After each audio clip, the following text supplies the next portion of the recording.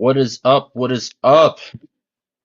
Super Breakdown fans. Yeah, we kind of skipped our intro today because we're running a little bit late. But you already know what it is. It's a Super Breakdown. We're back with another awesome episode, another legendary episode. As always, I'm Pyre Maximus, and we're here with everyone's favorite demigod, the one, the only. Lord We gotta get better Triage. with that. We gotta get better at that. We gotta get better at that one. We'll work on it. But yeah, man. For the people, for the people, them.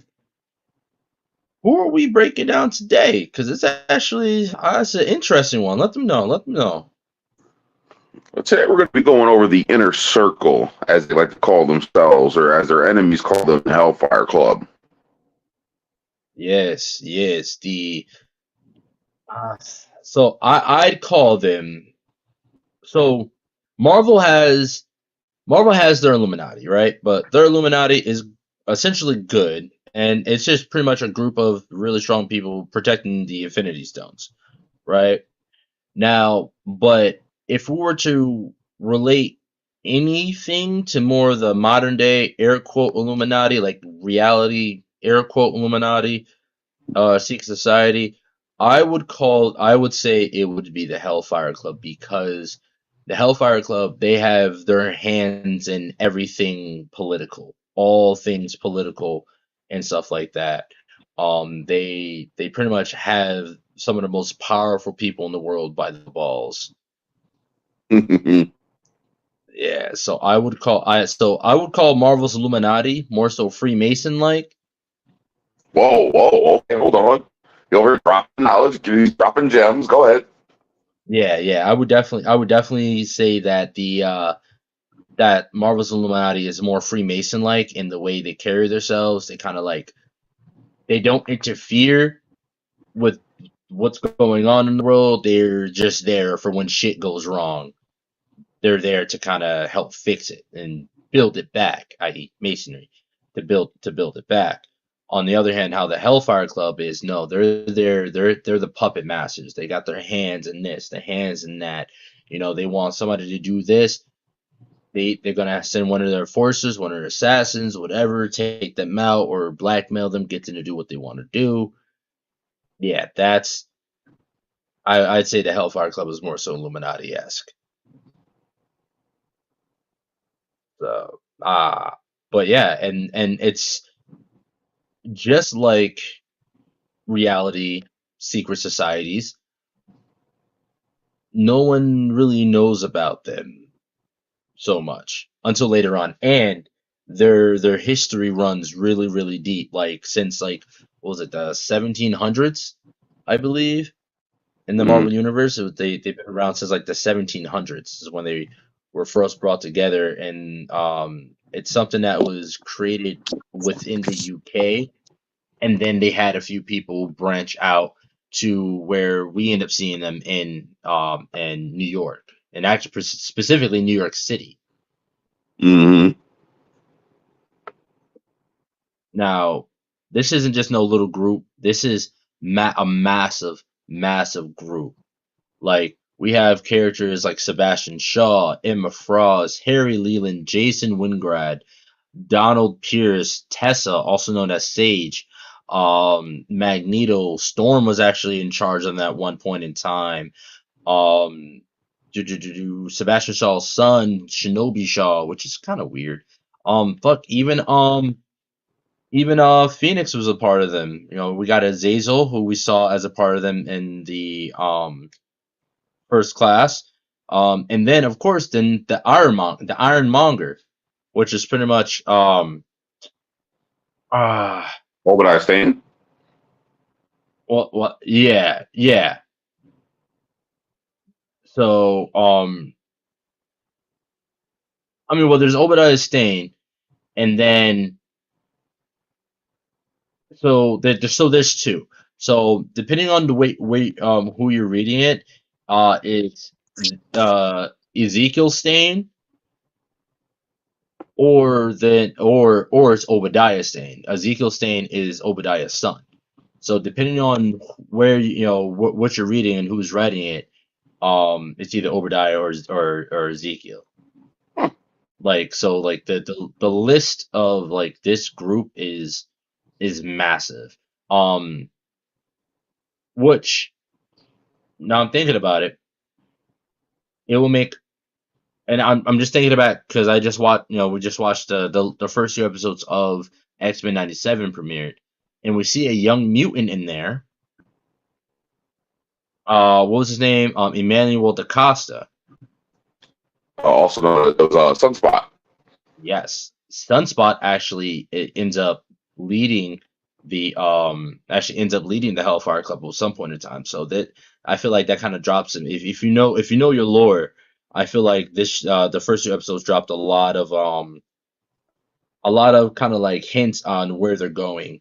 We already know, Sinister is gonna be a main role in this, and Sinister was actually, a part of the Hellfire Club at one point in time as well.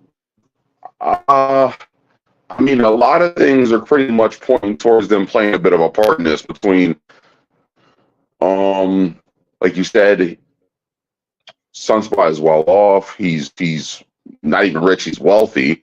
He's from a long line of wealth, which also means that they might have some dealings with the inner circle already.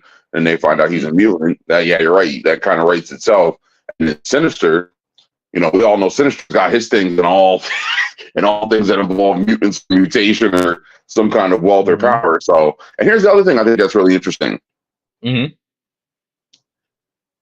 Spoiler alert for anyone who has not seen the first two episodes of X-Men '97. We see one mutant have issues with their powers, and now we have another one having commitment issues within the X-Men. And both of those two wind up eventually having dealings with Sinister. Hmm. Hmm. Now So, here's the other part I want to point out. At the beginning, in that awesome ass beginning fight scene between the X-Men and the FOH, right? Right? mhm. Who all they said that the person that they work for is hiring them to capture mutants because he has an affinity for, you know, messing with mutants. That sounds a lot like Sinister to me. Oh yeah, why go out and have his boys capture and kill him and everything else when he could just have a whole bunch of humans do the dirty work for him, right? Yeah, Exactly. that definitely sounds like Sinister. Especially if you're trying to stay in the shadows, you're not trying to have shit traced back to you. Of course. Right? Could you Uh-huh. imagine? Could you imagine this for a second? Just for the sake of the argument, could you imagine that a group of, I'm not even going to say separatists, just straight racists, Mm-hmm. wind up delivering said individual that they hate to someone who only makes them phenomenally stronger to wipe out them and their kind to begin with? Mm. That's gonna be such a slap in the face. And when they realize, oh, holy shit, we're delivering mutants to mutants. Like, damn, we're damn near an involuntary underground railroad. Yeah, boy, oh boy. Yikes. Yikes. I will say, all level sevens, this episode will be a little more tamed because unfortunately, I am unable to partake in our Terramana tequila. Terramana and Dwayne The Rock Johnson, please sponsor us. I will be tagging you guys in this one as Triage reminded me so well last episode that I actually haven't been tagging these guys in anything, so I got to start doing that. Um, but yeah, so I really definitely see the Hellfire Club becoming a big part of this '97 storyline. Um, especially because of the way the second episode ended. Spoiler alert, if you guys haven't seen the two episodes, one it's on Disney. Go check it out. Um, but yeah, especially the way that ended with there being two Jean Greys, and with the one Jean Grey giving birth to Nathan Summers, who, as we all know, ends up becoming Cable. For those who don't know, Cable's a lot of people are like, oh, okay, Cable's the son of Scott Summers and Jean Grey. Yes and no. So Cable is the son of, yes, Scott Summers, but his mother is actually Madeline Pryor, who is a genetic clone of Jean Grey. So again, if you know your lore, you see the last episode of the ending of the last episode for 97, and you see two Jean Greys pop up. A Jean Grey bangs on a door, they open it up, it's Jean. All the while, there's a Jean Grey that just had the baby standing in the background, like, what the hell's going on? All right. One of them is Jean Grey, and the other one is Madeline Pryor. So let's see if y'all can do the math there. Madeline Pryor was also played a really big role in the Hellfire Club. So all to me, all signs point to Hellfire Club and Mr. Sinister. So I find that pretty awesome. Now, the Hellfire Club, we first see them in the Uncanny X-Men number 129, and that was back in like 1980. That was like when we first ended up, seeing them, and they were created. Well, that comic was created by Chris Claremont and John Bryan, but Bryan, sorry, I can't talk today. Um, Now they first really get introduced in the Dark Phoenix saga, while they're attempting to subvert Jean Grey. Now this incarnation is most notably composed of their Black King, Sebastian Shaw, and that's another. They all like kind of went by like chess pieces, kind of sorta. So they had Keep their their anonymity, yes. what was that? They keep their anonymity, yes. Yeah, yeah. So there's a Black King, there's a White Queen, but then they also have a Black Queen as well as you have a Black Bishop, White Bishop, so on and so forth. So the Black King is Sebastian Shaw, and his White Queen, Emma Frost, no pun intended, essentially would they end up remaining prominent for many years throughout the Hellfire Club.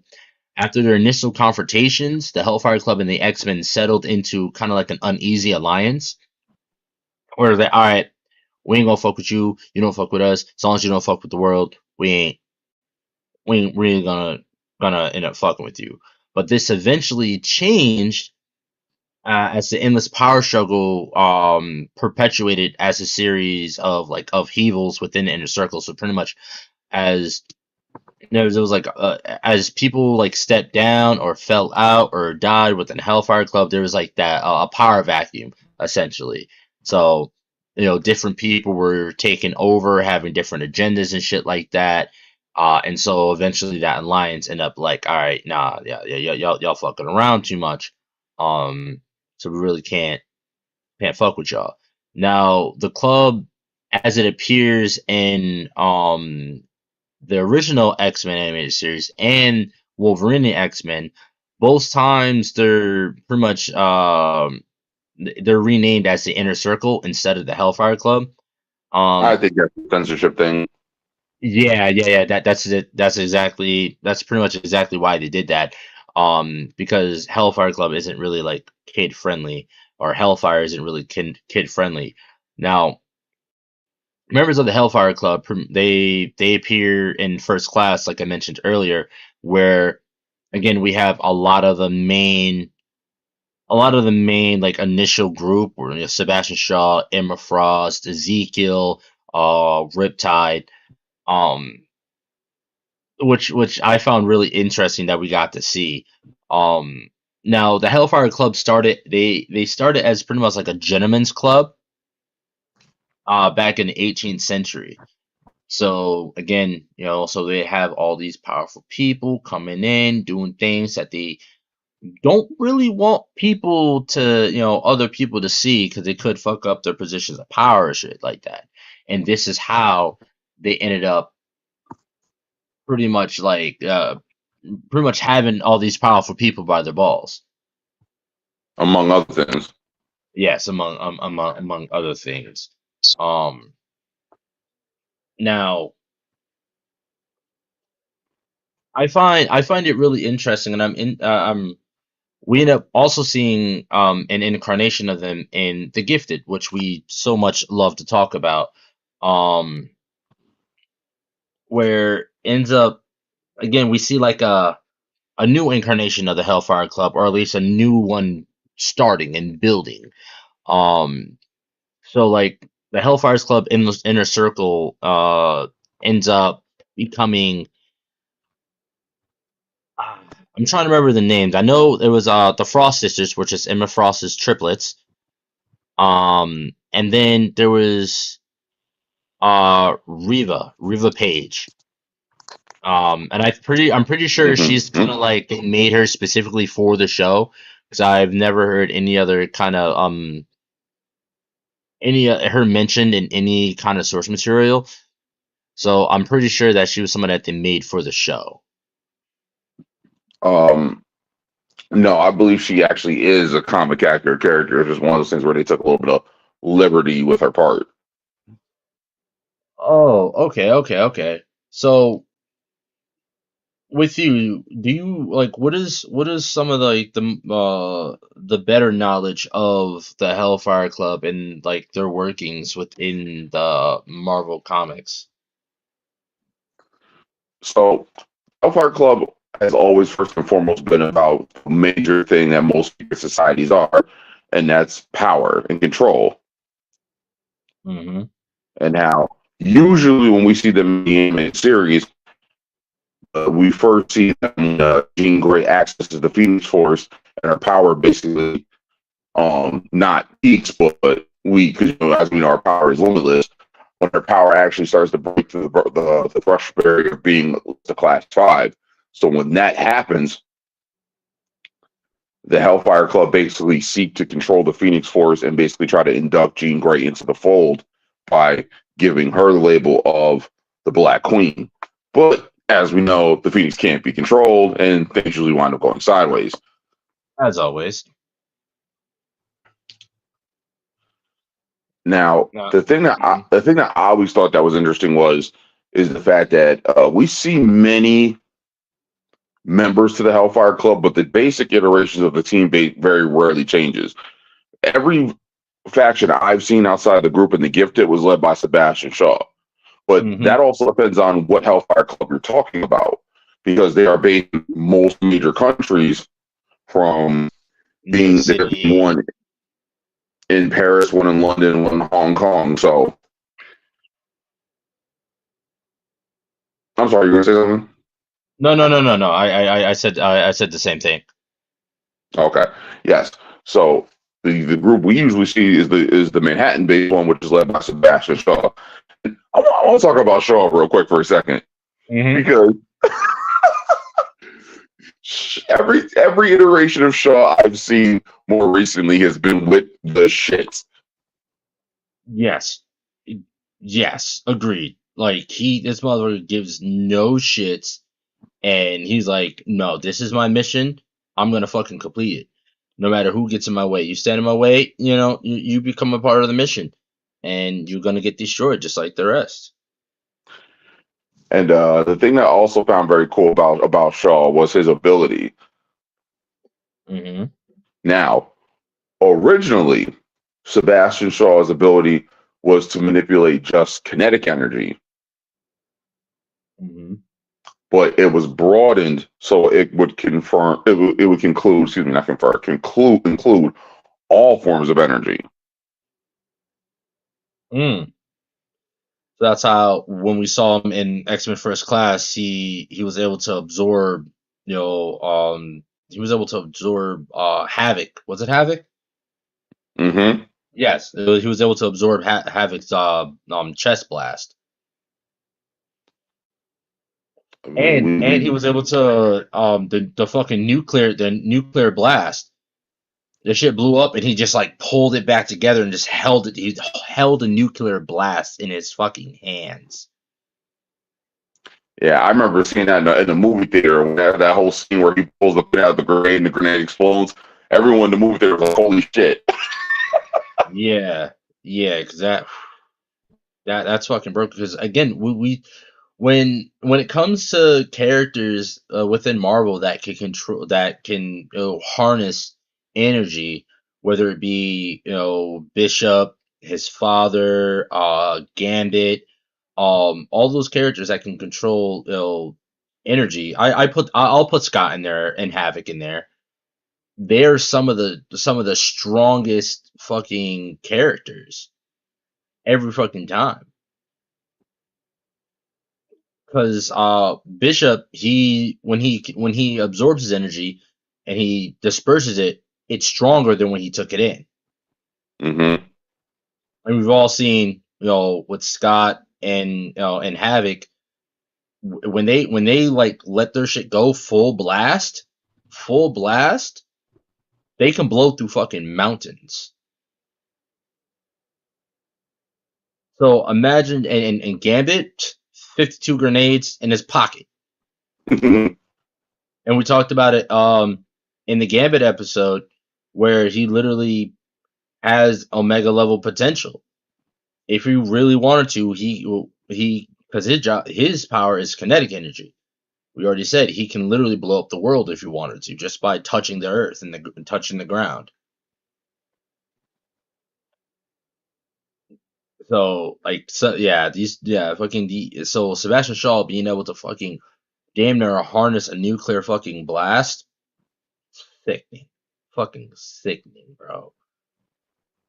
He was able to absorb all the nuclear energy from the fucking from the nuclear reactor and pretty much punched with the every time he punched was like the force of a fucking nuclear blast in his hand. It's fucking crazy. And that was something I thought that was interesting too, because him being able to manipulate the radiation, I understood, but it also one of those things where because he could manipulate it, he was immune to it because Mm-hmm. it didn't cause any burns, it didn't cause any nausea, it didn't cause him to go blind or anything like that. So it's like he was completely immune to the effects of radiation, which also made him extremely more dangerous. Mm-hmm. Exactly. But you know what he wasn't? What he wasn't immune to? Them hands. He was not. They gave that nigga the hands. He was not immune to that shit. Nigga said, absorb this. Boom, boom, boom, boom. That man he was not ready for that. Mm. Now, now we have characters like Sebastian Shaw, but now we also have characters like Emma Frost, which we've also touched on many times in the past. No pun intended. Um, like again, she's also an incredibly fucking powerful telepath. Like if I was a rank telepaths, just base telepath. I think I said it last episode. Just base telepaths. Charles would be number one, and not counting Legion. He's reality bending. Which is Charles's son. Um, but I would put Emma Frost as a close as close first. She's real close to being first. She's still second, but real close to being first. And I feel like what puts her above the rest is being able to having her diamond skin. Now, do you know that she can't use both powers in unison? Yeah, it makes tons of sense because like it while it blocks her from telepaths from the outside, it will make sense that it would block her from the inside as well. Mm. So I think that's pretty fucking cool. And I've always seen Emma as like the grifter of the group of the club. She was the grifter. She was the one that would always get in real close with with the politicians because she's beautiful. She would use her sexuality and sensuality kind of pretty much end up getting dirt on them or end up conning them in some way. So I've always seen her as the grifter of the group. I like that analogy. Yep. And then um we also now, even though there's black kings, there's also white kings as well. Which so the black king is always the leader, or they also call him the imperial. The imperial is usually the one that's kind of like maybe above the black king. He's usually the one that's kind of it, and that's if they have one, because sometimes they do, sometimes they don't. Because Sebastian Shaws also became the imperial at one point in time as well. While I believe it was Sebastian when it was shit. Who was the Black King at that time? But say there's only been the only black king I know of has ever been Sebastian Shaw. Yeah, because the son Shinobi was a Black King at one point in time, and that happened when he one point in time in the storyline when he believed that Sebastian Shaw was dead. So he came back. He came at the Hellfire Club with a vengeance, thinking that they killed his father, and so he ends up taking over them. But that was short lived because he just didn't have the umph to really lead a group as strong as a Hellfire Club. So that shit didn't last long at all. Um, and then you had Donald Pierce, who was pretty much their cyborg. And we see him in Logan actually. We end up seeing him in Logan, which I found pretty damn interesting. Um, ow. Now again, he was kind of like he was supposed to be Shaw's best friend, but they ended up having a falling out. Donald pretty much tries to pull a mutiny, but Shaw ends up killing him.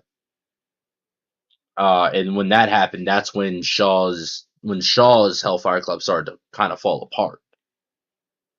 And because people were like, damn, if he's willing to do that to him, to his best friend, and he's willing to do that to the rest of us, we can't fuck with that. We can't really fuck with that. So I don't know. And then let's see. And then who else? We have what was we had? Now I am pretty sure when Magneto was a Black King at one point as well. He was He considered did. the Gray King. Oh yeah. The Gray King. The Gray King. Um and that's along the lines when they ended up having that kind of like ceasefire between the two. Because again, you know, Eric being Charles's best friend, he was kind of like, all right, we're gonna do it. So pretty much like Magneto, he briefly took over the title of Grey King after Sebastian Shaw was voted out of the Inner Circle. All right, and then with him and Emma Frost, which we end up seeing a lot of working together. Um, I'm actually currently reading the entirety of the King in Black storyline, and the Marauders is it's kind of like the Marauders are kind of like an offshoot of the Hellfire Club. They have their own kings, bishops, so on and so forth, which actually include Bishop. He's actually the red bishop. Um, so pretty much the Marauders end up taking over that as once the Hellfire Club is taken down. So we actually end up seeing um Magic, who was actually their queen, in talks with Magneto and Emma Frost, who are on Krakoa. I don't know. I don't know if I'm saying it right. Krakoa. Um, so Magneto's the leader of Krakoa now. Emma Frost is kind of like his right hand lady, as she normally is always portrayed. So we end up seeing that they're like actually in the comic books. We see Magneto and Emma Frost working together perfectly. Because again, when your arch enemy and your best friend and your ex best friend is a fucking telepath, it makes good to make friends with another telepath that's really close to his level That while is how also it being immune. That is how they ended X-Men First Class. Mm-hmm. Um, he began plotting against the Black Queen, which was Selene at the time.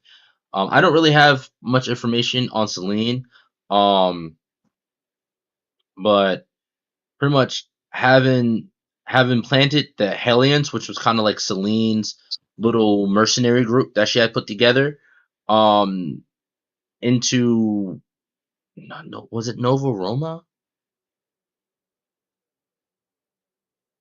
I think yeah, I think it was a Nova Roma. Using his relationship with the New Mutant Magma prior to pretty much getting outs by Shaw. Like so they end up working really close together. So that really didn't last too long, and there's not a lot of information on how that happened or why it happened. Um, it's very, very, very obscure. They really didn't go into that too much. Again, like I said, it didn't really last too long. Mm. Um, but like there's characters like Union Jack that play a role in it, and this is like back before um Sebastian Shaw, because the Hellfire Club kind of started. So the way the Hellfire works, in order to become a member of the Hellfire Club, it's like old timey. You have to be kind of like sired in, so it's hereditary. So let's say if your father was in the Hellfire Club, you're when you're born, you're a part of the Hellfire Club, kind of thing. Which is why with Sebastian's son Shinobi, the same thing with Shaw. It was one of his ancestors that started the Hellfire Club. I believe it was like his grandfather or great grandfather had started the Hellfire Club, so he essentially pretty much inherits it just by being born. So, Talking about a seat of royalty. Can we hmm acknowledge that name real quick? Just Shinobi. Like who names their son Shinobi? Like he literally named him a ninja. right, right, and again, I haven't really found too much information on Shinobi while I was doing this, besides all just pretty much pretty much just the information that we get from um pretty much the information that we get from the storyline of the Hellfire Club, but we don't really get too much backstory, like who his mother is and shit like that. We don't really get much of that. Um, Now, interesting enough, Union Jack is actually a part of the Hellfire Club. Um, only by like again he inherits it. Because his father, what's oh shit, what is Union Jack's real name? It's something Braddock. Ah, fuck. The name, it's slipping me. It's slipping me. It's slipping me. Yeah. I can't remember his first name, but yeah, the last name Braddock is a founding member of the Hellfire Club. So I found that pretty fucking interesting as well. Now again, he ends up becoming Black King, and then pretty much shit goes awry for him because unlike his father, he ain't got the gumption to really handle the shit and be about the shit. Like we said before, Sebastian Shaw was about the shits. He was ready for the shits. Let's see. Now, I believe after Magneto, Storm becomes their leader. Now He that actually was completely news to me. So please elaborate. yeah. So I'm pretty sure she ends up becoming the leader, and I believe they dubbed her their White Queen. Here, let me see if I can pull up the information because again, I'm not 100% um not 100% on it. Um, oh yeah, the other part too. They also had a group.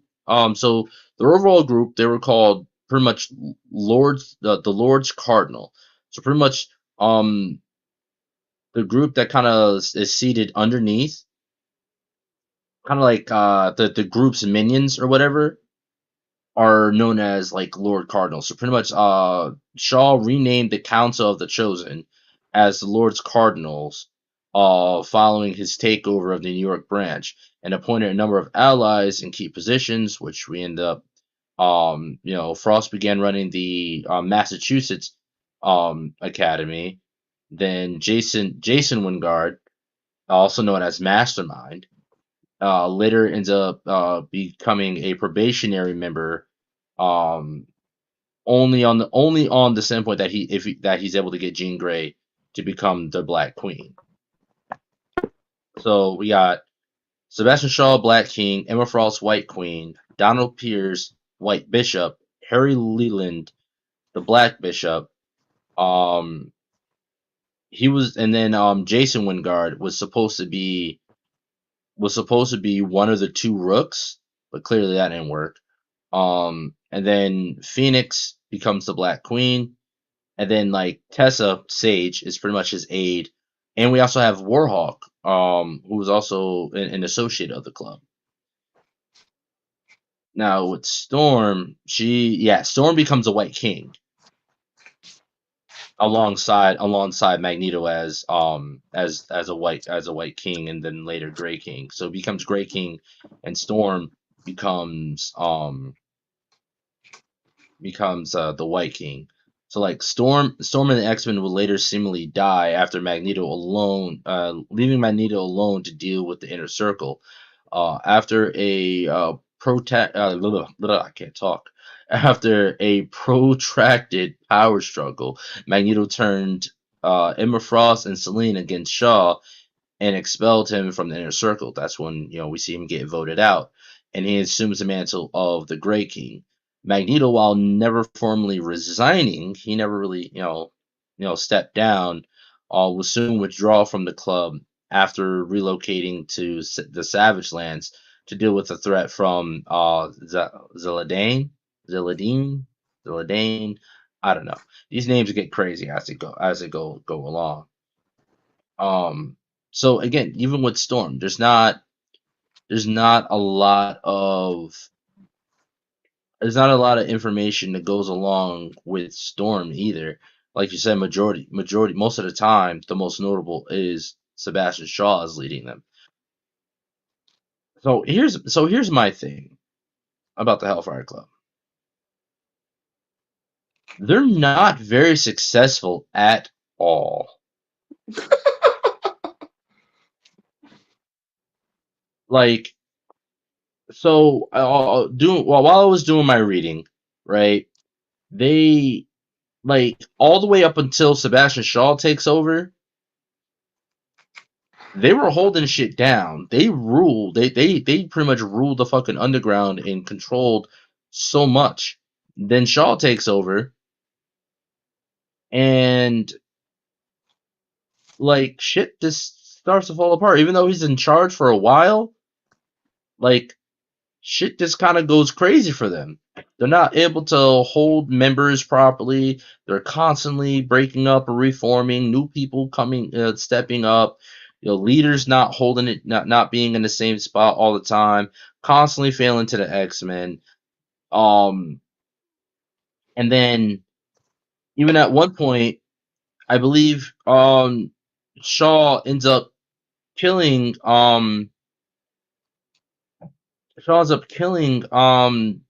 Jason Wingrad because he was a part of helping start up the Sentinel project without really telling Shaw what it really was. That's So interesting. yeah, so Shaw didn't know that the Sentinel program was going to like pretty much wipe out all mutants. He thought it was just a program or a weapon built to attack X-Men, just the X-Men. But when they turn it on, ended up attacking Shaw. And, clearly he freaks the fuck out and damn near murks the room pretty much. Um, Well, Well, that kind of makes sense because the initial issue was Master Mold that had Sentinel. Mm-hmm. It was supposed to be that the reason why things went sideways was because when they first got designed, the Sentinels were only supposed to, if they were, think about it, if they were only supposed to fight the X-Men, it was supposed to be that they targeted the X-Men through the X gene. So technically they're Mm-hmm. attacking people with the X gene. So Yeah. Shaw, who's probably easily a class 3, if not a class 4, would have a strong X gene. Mm-hmm. So if they turned it on with him in the room, it would attack him. And then on top of that, Master Mold was like Skynet. It became self-aware.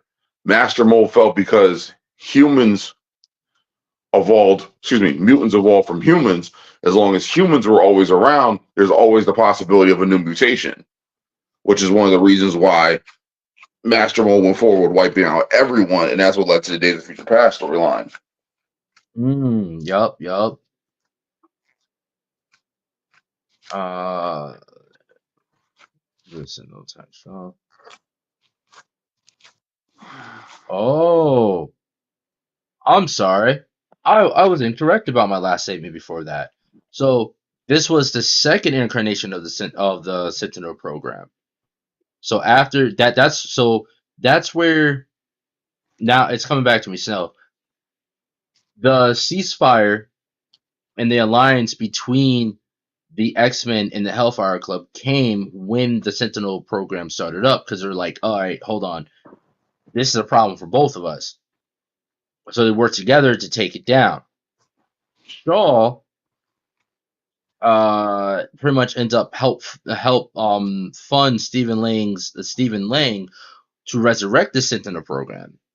But now after he pretty much completes this, Ned Buckham, who was the White King at the time, sought to eliminate the ambitious Black Bishop, who was, Sebastian Shaw. Now, after the Sentinel ends up attacking Shaw's beach house home, which ends up killing his wife, Lourdes Chantel. Yeah, so so that's where shit really got crazy for Shaw, and that was I believe that was that was during the one of the first incarnations of them back when they're still the Council of the Chosen, and there Interesting. was so I stand corrected. My apologies on that. So pretty much Shaw ends up teaming up with Emma Frost, and he's like, purge, purge them all, and that's where she comes in, and she pretty much wipes out the entire council in one night, and that's how they become Black King and the White Queen. Because Shaw started as a bishop during the Council of the Chosen storyline, while Ned Buckham was the White King. That's how that started out. I'm sorry, like I said, I recently read through this throughout this week, so some of the kind of was like a speed run, so some things aren't sticking. So I apologize for that. Um, but yeah, again, Shaw's with the shits. Shaw is with the shits. Sounds like to me like he arranged his own promotion. That's what absolutely.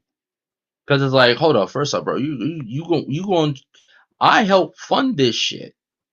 Then you're gonna use that shit to try to kill me, and you killed my wife, the love of my life.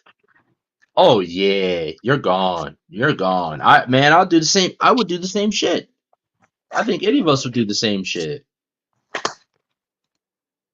Mm-hmm. And no one ever know. Especially with Emma Frost, she can on some Freddy Krueger shit. They be sleeping. All she can fucking make them hemorrhage in their brain. Like, come on now. Come on now. Fucking now with all these different characters and stuff like that, and everything from the changing of mantles There's also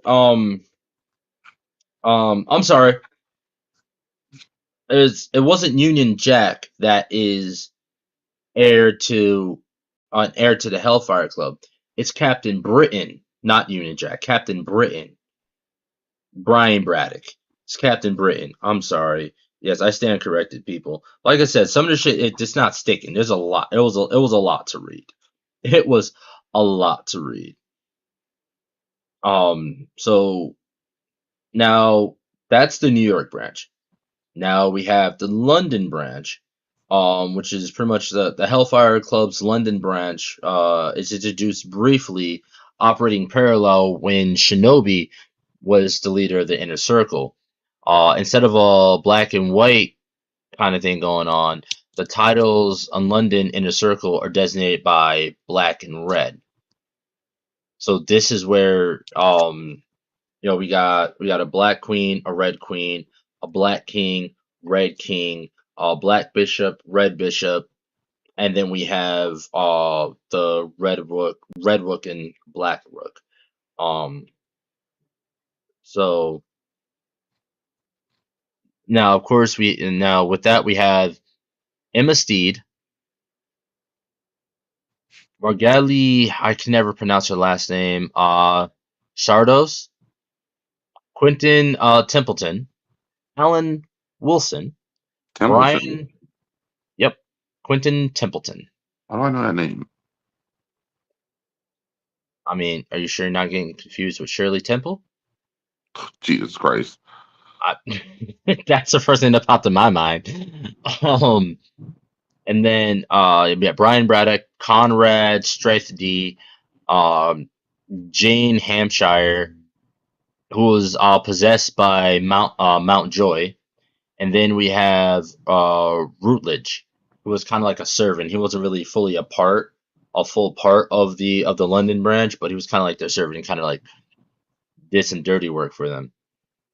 Uh Now I couldn't really find too much information on their Hong Kong branch.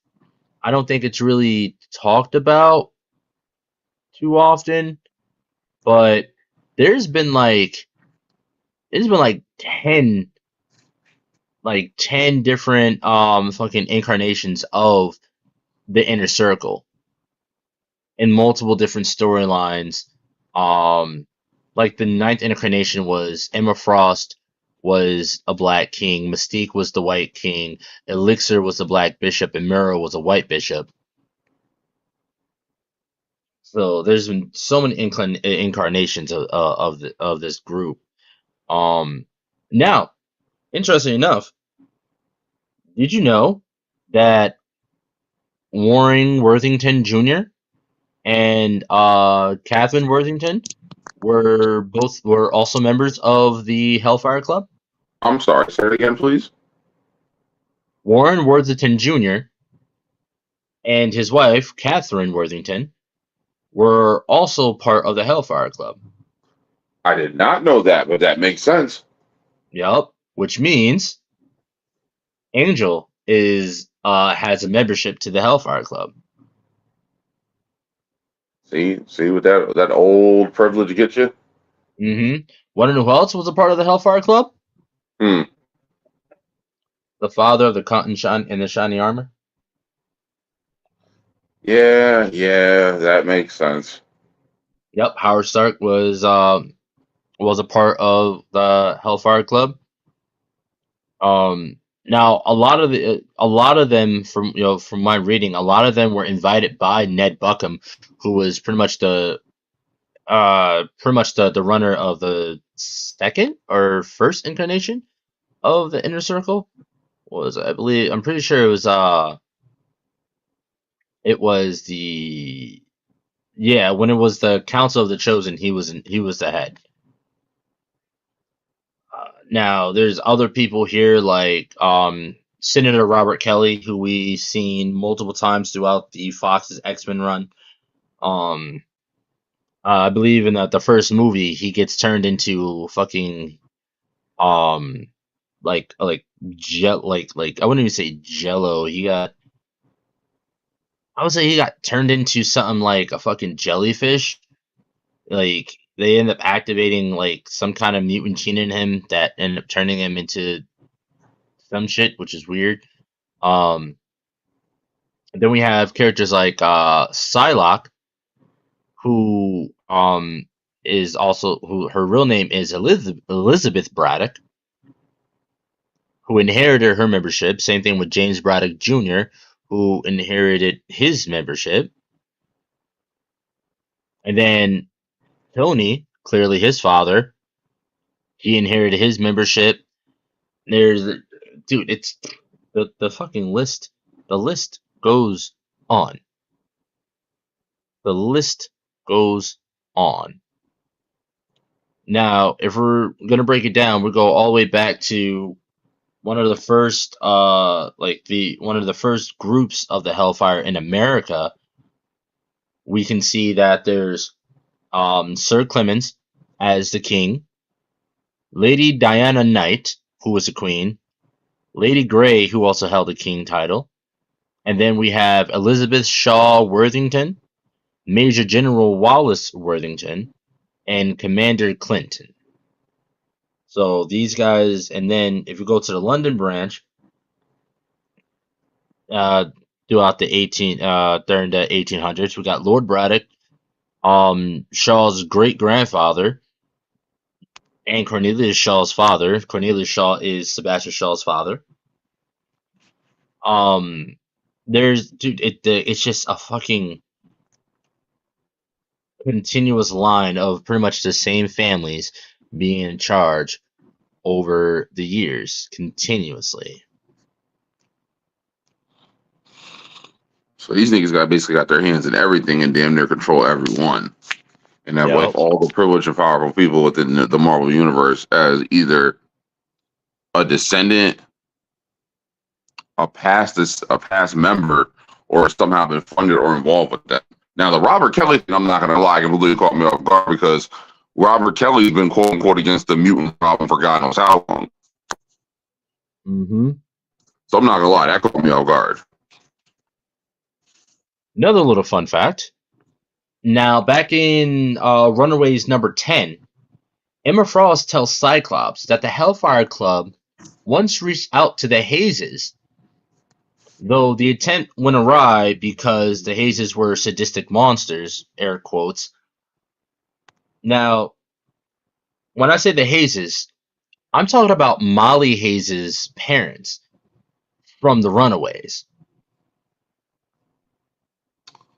Oh yeah, that would make sense with the whole thing with them being villains initially, and then might be looked at as too dangerous to work. Because if memory serves me correctly, Molly in the comics is a mutant, so that would that all tracks. Yep. So, yeah, that, yeah. So, and what's interesting because Molly's parents were telepaths. They were telepaths, which is really interesting that they gave her like super strength or whatever in the show. In So the comics also, so that's kind of mhm. weird. Yeah. So normally the way the X gene works, if both your parents are mutants, you're probably gonna have related abilities or the same abilities. So, because it just works like genetics. If your dad has blue eyes, your mom has blue eyes, you're probably going to be born with blue eyes. So, your mom's a telepath, your dad's a telepath, you're probably going to be born with some kind of telepathic ability. So, I found that pretty damn interesting. Mm. Yeah. And now with that, there's everyone decided to take a they all and I really see like it seems like everyone's starting to take a pretty much a play out of Charles's handbook, and they're all opening up at academies. So there's the Massachusetts Academy, which is ran by Emma Frost. Then we actually have a legit Hellfire Academy, which was pretty much built by the seventh incarnation of the Hellfire Club. And now we ended up seeing now the Hellfire Academy's rival is the Jean Grey School for Higher Learning. Yeah, everyone's opening up a goddamn school. Everyone. Now, according to Kate Kilgore, within this, the purpose of recruiting newly empowered mutants is to train them to be supervillains, so they can then profit from the fear generated by um what was it? Fear generated. So I'm trying to remember the exact quote. The purpose of recruiting newly empowered mutants is to train them to be supervillains so they can then profit from the fear generated by them through the Sentinel program. Now, this school is staffed by, same thing how um Xavier, all his X-Men are pretty much the teachers. So other than the Hellfire Club, the staff involve Mystique, Sabretooth, Logan's Wolverine's brother, Dog Logan, Dr. Xano Starblood, Husk, late Lord Deathstrike, looking the Silver Samurai, Toad, Wendigo. Yeah, so there's and some of the kids that went to this school are like fucking Kid Omega, Brew, like these kids. Yeah, it's ridiculous, bro. Like the list goes on. It's so fucking vast and it intertwines with so much of the Marvel universe. And so that just kind of like makes me think like what can they really do from here? Like there's so much shit that they can do. Like what are some of the things so after hearing this, what are some of the things that could that 'cause I personally see so much that could happen within the MCU now. Still there, brother? I think I think he might have a microphone issue going on. Let's see if we can fix that. Oh, well, yeah. As for me, with all this going on and all these different characters being brought in, and now Disney hopefully steering Marvel into the right direction, we'll see about that. That is yet to be discovered, at least with this last incarnation. Um, Nah, my hopefully, question is, what is it going to let them do?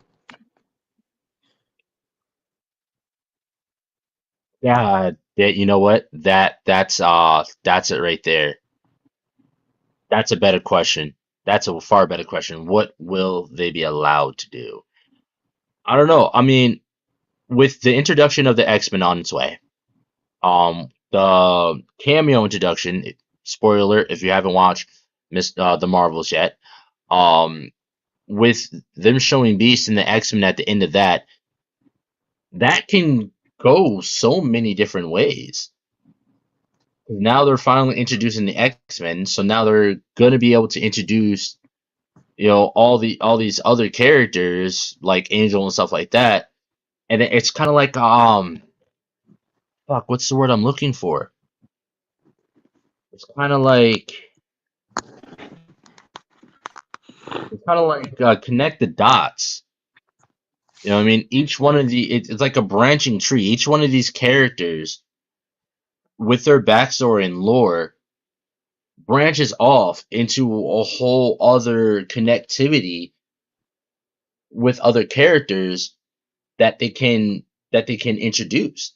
And then those characters have their own lore that involve other awesome ass characters within MCU, which they can explore. Now, my question is, can they handle that? Uh, I mean, so far they've been good with story building, continuity. It's just that, like, Excuse me. I don't know. With our luck, they'll make it mad. They'll be pushing agendas. It'll be a whole thing. And now, once again, I'm all for progress, and I get it. Some things have got to change with the times. I'm totally fine with that. But and here's the other thing too. The mutant population inside the Marvel universe is not huge, but it's not small. You Mm-hmm. figure just with the characters who have been on the X-Men team alone, that's a good 30, 40 people. Mm-hmm. Not to mention the Hellfire Club, not to mention Apocalypse and his acolytes, not to mention Sinister and everything he gets up to, the Morlocks. I mean, there's a lot of things they could do. The question is, what will they do? Because if that was the case, they should have started doing this whole building with what they were going to do with that universe back in 2019, 2018, whatever it was that Disney got the rights to the X-Men. Mm-hmm. Yeah, just Disney's had the rights to them for like good 5 years now, and they're just now getting to the point where they're doing shit. Yep. I definitely agree. Um Now you watched New Mutants, right? Yeah, Wasn't there something that happens that in the movie that actually places them within the MCU? I'm all ears. I can't remember what it is. I gotta go back and watch, but I'm pretty sure there's something that happens that does tie them into the MCU. Well, they do directly mention the X-Men in the movie, and I thought that they realized that the group that was funding them, Israel, was the Essex Corporation, and as we know, the Essex Corporation is Sinister. And I thought that was the same group that was experimenting on the kids in Logan. Yes. So That's so yeah, they connect it within the Fox verse because remember that movie was originally supposed to come out. It took that movie got delayed and was in production hell for I believe like a good 3-4 years.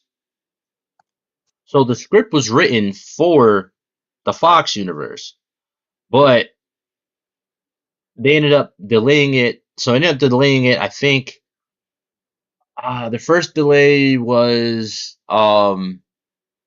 for I don't know something happened and they ended up having to delay it. Oh, because of the release date, it had initially had the same release date as another big Marvel movie, and they knew it was gonna get stomped. So they delayed it, and then we ended up not hearing anything about it for a while. Like they even released a trailer for it. They released like the full trailer for it, but the movie didn't come out for a whole nother year and a half after. And within that year and a half, they ended up doing reshoots while the sale was going through, while the buyout was going through, while Disney was buying Fox. And I'm pretty sure they had changed something that it was like one thing that ended up tying it in with the MCU. Mm.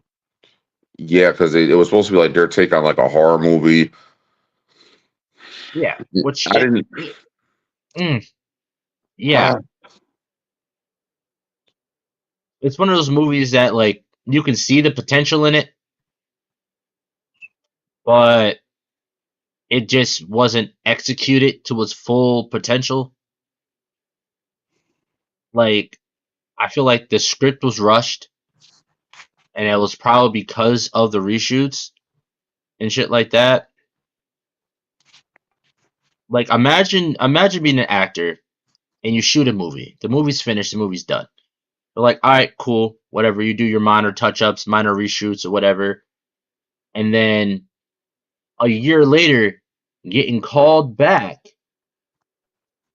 to do reshoots. Imagine a year later, like, oh yeah, we're gonna do some reshoots. We need you to come back in. Like, what the fuck? shit, you better be glad. You better hope I'm still in the country. Shit.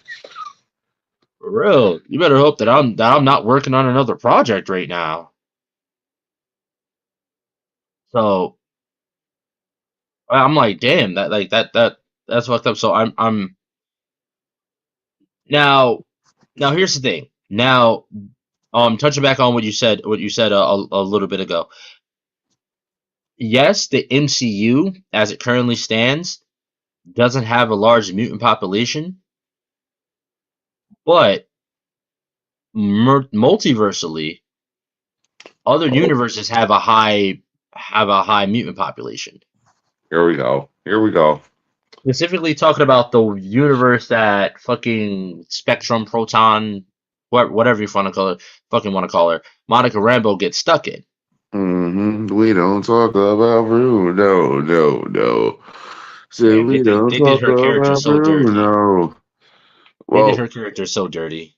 well, we okay. So let's say, for sake of the conversation, that she was thrown into the Foxverse, as we'll call it. Hmm. It's called the Foxverse. So that's everything that's, Chris Evans and Michael Chiklis, Fantastic Four. That's all the X Men movies. That's all the good X Men movies. Hmm. Because there's a few in there we don't acknowledge. Hmm. Hmm. So Hmm. let's just say she was thrown into that universe. All right. Now, once again, I would say to do like they did in the books, where we had the Phoenix verse.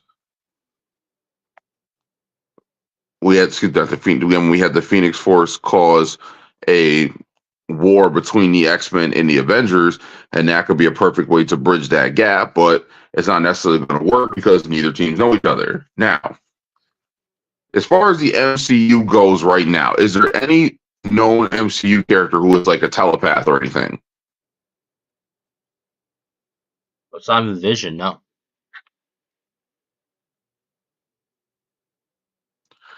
Besides Wanda, there was no other character I could really think of, Yeah, no. I said Wanda. I said Vision. right? So Hmm. besides those two, and it's like Vision's already, we kind of already saw him being like a threat with the whole Ultron thing, but I Hmm. don't necessarily think that's gonna work because I don't think they're going to give us what we truly want to see from that. For example, if they had a big enough issue where it caused a big enough stir, where whatever reason there was an incursion and the Foxverse crashed to the MCU. Now, once again, the majority of the actors We who might see that in Deadpool. said it again, We might see that in Deadpool and Wolverine. That might be what ends up happening because we see the TVA, and we know Loki's pretty much in charge of the TVA now. Um, so I don't know, maybe. And at the end of Multiverse of Madness, we see, what's her fucking name? There, Circe. Circe. We see Circe come and get Doctor Strange, and she said there's an incursion. So who's to say that that incursion isn't the same shit that they got Deadpool working on? So there could be that could be the incursion that ends up bringing everything together in full circle. Again, my main worry is that they're not they can barely already handle the number of characters that they have now. They can barely handle them. So my thing is like, how are they going to handle bringing in like, because like, all right, bringing in Fantastic Four, cool. You're bringing in like what? You're bringing in the four, right? And then with them, like I said, branching off within them, you bring in their children, Reed and Sue's children, right? right? Okay, Which frankly, that blows up a whole nother fucking door, right there. Oh, that a multi in the words of Watu, a multiverse of possibilities. Yeah. Um. Now, okay, what? That's like five, and Elwin Doom. That's six. All right.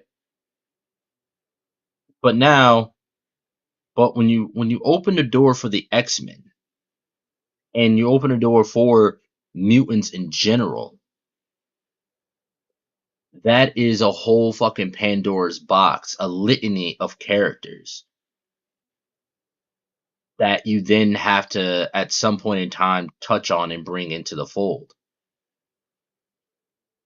Because you said the X-Men alone, the amount of members of the X-Men that have been on the X-Men reach out into the 30s. So I would say, like, so again, we bring in the X-Men, right? Let's say you bring the original. What? Cyclops, Jean, Beast, Angel, Charles, clearly. Am I missing an Iceman, right? Bring in the original six, right? When you bring them in, then you got to bring in the Brotherhood of Evil. So that's you bring in the Brotherhood of Evil. That's a whole nother group of 5, 6 characters that you have to bring in, right? Mm-hmm. Now, when you're talking about now, if you bringing them in, connections building off of Magneto, you're bringing in now you're bringing in the Hellfire Club with their litany and numerous members. But then with the X-Men, now you're also bringing in the Morlocks. That's a whole nother group of characters. Mm-hmm. That's that. There's so much that there's just so much that they'll have to handle, and I don't think they'll be able to do it properly, at least with the way that they have been writing shit. They've been writing themselves into a corner at every fucking turn. Every movie has been leaving another more questions asked than questions answered.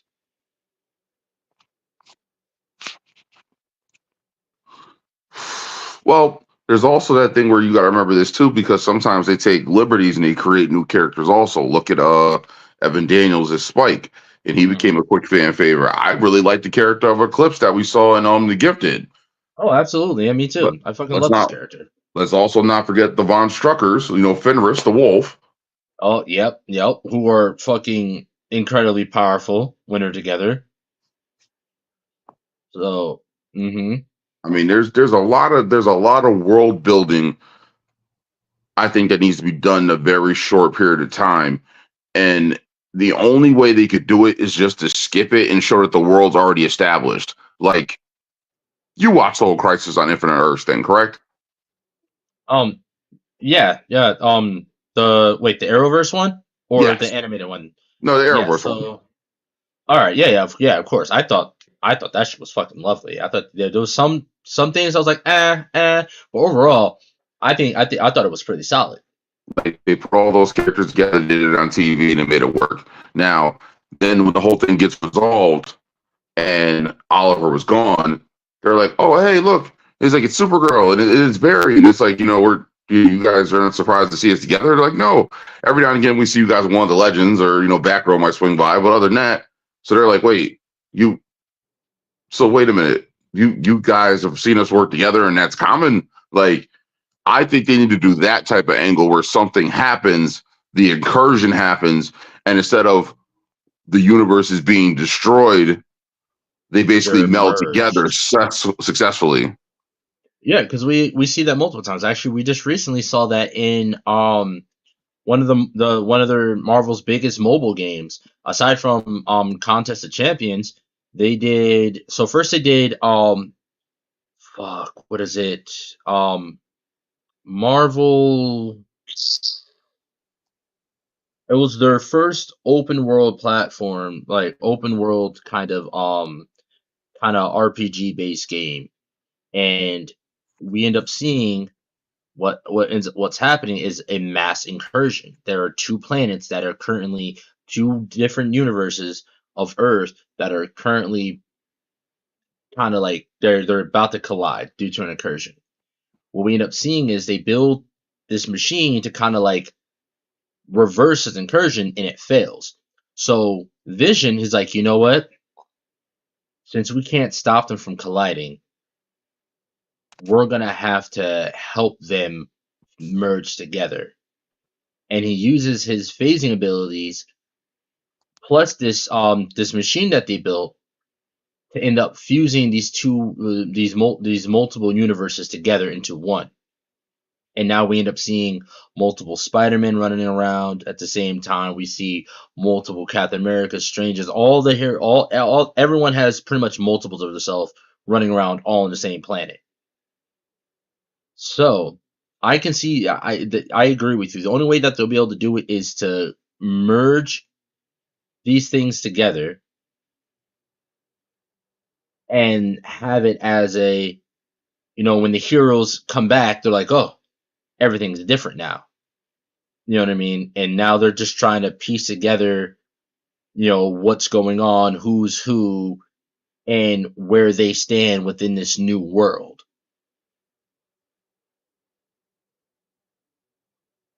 And I feel like with that could end up being, that's probably where we're going to see this X-Men movie go.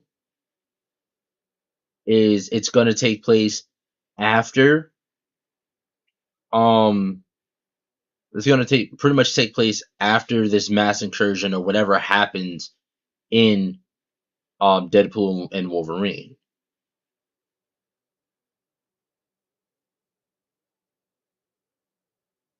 So, and I'm pretty sure, they can bring in the Hellfire Club as, you know, as again as that secret society that's kind of running everything, and they can build up to the Hellfire Club end up being, truly really being the bad guys But in the end of are it are all. are they the bad guys though? Are they? I mean, let's be honest, man. I feel it's one of those things where it's just going to be a different point of view. And if it gets to the point where we have all these different versions of these characters running around, all I'm hearing is a bunch of Spider-Man memes in my head. So clearly not do it the way they did it in the game, where there is multiple versions of the characters. There's just ends up being one singular version of that person, of that character. And like we can even have Fassbender come back as Magneto to play that universe's Magneto, and actually have him be a part of helping with the incursion. So when he comes back, he's like, boom, oh, what the fuck? Nigga, I got two kids? Where the hell these kids come from? Why they call me daddy? You know what I mean? So, Right. and I think that would be a really cool thing where they can end up, they can have that collision of heroes and villains, friends and foes coming together to stop this big fucking incursion thing. And then at the end of it, they're all in this new world like, what the fuck is going on? Like I said, Magneto comes into a world where, you know, similar situations, and of course, Magneto, he's witty, he's quick on his feet, he's super intelligent, so he's able to hurry up and fit into this new civilization, into his and play his role. They could actually start it up from Magneto being the Gray King. And again, him not knowing what the fuck's going on, him not knowing that, oh, this is what's been going on this entire time, and everybody's talking to him like they know him, like he had this big plan, this big mission, blah blah blah, and then turns around, and next thing you know, he got niggas like Sebastian Shaw gunning for his head. He don't know why. It's like, the fuck did I do wrong? What did I do? I don't even know you. Pull a Thanos on him. I don't even know you. um, I don't know. I just as much as I want it, I don't want it at the same time, because my faith within Feige has been forever kind of tarnished. This the She-Hulk thing again? Not just She-Hulk, but with a lot of the products that he's been greenlighting. Well, once again, I don't know, because it's like we keep trying to have the X-Men be brought into the MCU, and I'm gonna keep it a stack at this point. Do we even really care anymore? Because it's like Where are Mm. they going? Because if we don't get the showdown between the X-Men and the Avengers, what does it even matter? Because it's getting to the point where it's like the universe is just so big. There's just so much going on. It's like, all right. Because I mean, I get it that they're gonna have crossovers and people are gonna interact with one another and this, that, and the third. Like, sure. If someone goes on trial, it'd be cool. It's cool if they're represented by Matt Murdock. It's cool. Hmm. If there's a major event going on, you need someone to take photos. It's Peter Parker. That's cool. That's cool. Like even as far as a major like urgency with the incursion, and they pull all the smartest people together. So you see Charles Xavier, Reed Richards, Doctor Strange, Bruce Banner, and T'Challa. all sitting in a room talking, going over going over like what the initial solution could be. Like that's going to be cool, but it's also going to be one of those things like where I don't know. Like I don't want the MCU to be just a bunch of cameos for the sake of cameos, opposed to it being just good storytelling. Mm. I see that. I definitely I agree with that big time because I feel like that would do a lot of injustice to no point no pun intended. It'll be a real big disservice to those characters that are cameoing because they're way bigger than just a cameo. I mean that's also what pissed me off so much about Multiverse of Madness. Um, because the Illuminati get wiped out in like what less than 5 minutes. Not Um, even. Not not even. not yeah, and it's just like that was a strong disservice to all those characters. Reed Richards being one of the smartest men in on Earth, like in actually multiversal because the Council of Reeds. Charles Xavier being the strongest telepath. You know what I mean? Then you got Black Bolt who literally can destroy a planet with a whisper or blow his own brains out without a mouth.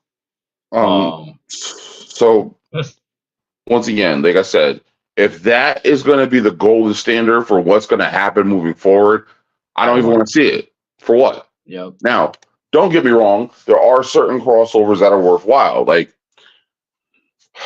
now, once again, you know how I hate pushing agendas, right? Yep. Mm-hmm. But if we're going to make something work, let's make it work. For example, as much as we all agree She-Hulk was a dumpster fire, Mm-hmm. let's say that she was going along from a case, whatever the case may be, or whatever the story, our story goes, and all of a sudden she gets attacked. But instead of it being Wolverine, who got, as we know, Wolverine got sent to kill the Incredible Hulk after he got his claws, instead of it being Wolverine, say it's X-23. Okay. Okay. And then it's like she goes, yo, what the hell, what's up? And this person actually comes very close, this child, this teen comes very close to actually killing her. And then that puts everybody else on guard, like, yo, who could do that to a Hulk? Mm-hmm. So that's just that, and then that just becomes like the tip of the iceberg with that scenario. And then we start seeing other scenarios like that. Like another good one would be Captain Marvel. Now, say Captain Marvel runs afoul to Mystique and her incarnation of the Brotherhood. Mm-hmm. And then lo and behold, these two develop a personal rivalry. And then somewhere between here and there, Captain Marvel tussles with Mystique's new protege, who is revealed to be Rogue, and then Rogue steals her powers. And then we get the whole fucking Rogue and Binary storyline. And hopefully they can write it correctly because the comic book writing for that storyline was a bit of a dumpster fire, and everyone agrees with it. Yeah. Yeah. That would make a lot of sense because last time I checked, um, actually now I'm thinking about it, I'm thinking back to the Marvels. They called her Binary, and her name is what was her first name? I can't remember if her name was the same between the universes, Yeah, but it would be really cool because her last name is Rambo, right? right? So that's a pretty New Orleans name or Southern name. So so she could be playing their version of Rogue because Rogue become binary, then Captain Marvel becomes Miss Marvel at some point in time, and yeah, it's a yeah, the storyline that storyline's all fucked up. It's all fucked up. Like they end up having to go to, I believe they end up having to have a chat with the living tribunal or whatever entity is it that gives you one wish. Um, and they end up having to wish themselves back to normal for that shit to even work. And then that's when Rogue ends up becoming a good guy, with the X-Men. So that ah again, like you said, it all depends where they pick up at with the X-Men. Where are they in their story? Where are the X-Men at in their story when all this happens? You know what I'm saying? Oh yeah, oh yeah. So that's that.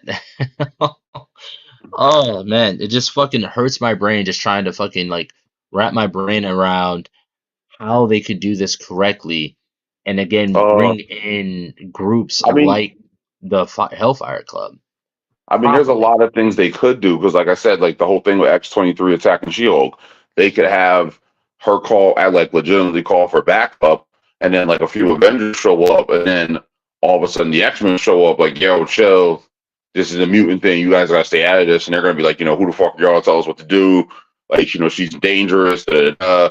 And then it becomes like a racial thing, like, who are you to say what's dangerous or what's not, like what makes people dangerous because she's different. Like, you know what I mean? Like, there's a lot of things that could happen. It's like, how do you do it? And it's like, shit, we've been sitting here talking for the last 5 minutes and we don't already figured out two damn storylines. Oh goddamn! Just probably still probably take these execs and writers fucking 2 3 years. It's taking them fucking five, damn near 10 to figure out a good storyline on how to do this shit. And I still don't think they're gonna do it right. I can definitely see that. I can definitely see that storyline playing out very well for them. And that's where you get the conflict between the both. We can actually see the Avengers, or since the Avengers are pretty much like government controlled now, we can see the Avengers being sicked on the X-Men by and being given this false narrative that they're in charge of this huge mutant fucking terrorist group or some shit like that. You guys got to take him down. They pull up. Now everybody's scrapping, and then the Avengers end up getting the truth out of it. Like, oh, hold on, whoa, what the fuck? What's going on? This don't make no sense. Why are we fighting each other if it seems like you're the good guys and it seems like we're the good guys? Then who the fuck's the bad guys? Come to find out, it was a Hellfire Club.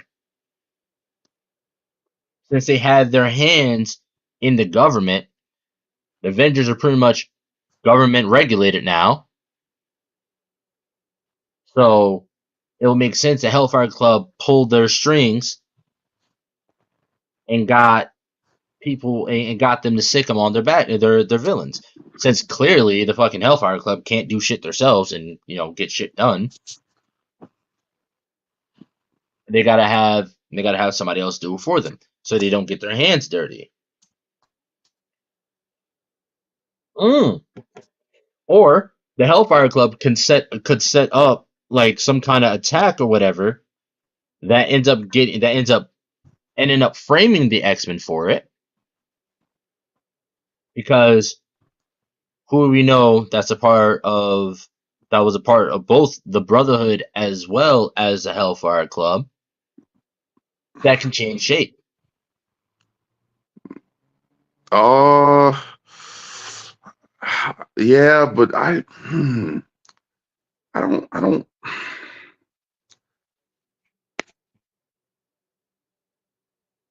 I'm just thinking it could be they could run it as a frame job. which would lead to the battle between the X-Men and the Avengers. They could run it as Hellfire Club pulling strings to get the government to have the Avengers attack the X-Men. Um, I don't see it being I don't see them being able to do it in an organic way. I feel like an organic way like that is something that they more so would write for like a show or something that they would do for the comics. Because in order for it to happen organically, they have to have knowledge of each other already, in some way, shape, or form. You know what I mean? So if we're going into a world that is pretty much a newborn world, with the Avengers not knowing who's who really, and next thing you know, they're sitting in a briefing about these mutated, this mutant group that's been air quote, doing terrorist attacks. They're not thinking nothing of it. They're thinking, all right, we're still the good guys. We can have it as Emma Frost telepathically manipulating someone to do it. Again, Emma Frost is the grifter of the Hellfire Club, like I said. She's the one that kind of really gets in there and gets in people's minds, both, figuratively and telepathically. You know what I mean? Getting people to do stuff that she wants to do. And no one would ever see it coming. Exactly. They would be none the wiser. Right there. We've been talking about it for 10 minutes and we just came up with 4 possible scenarios. And again, this is why we need them to start. So like when the MCU first started,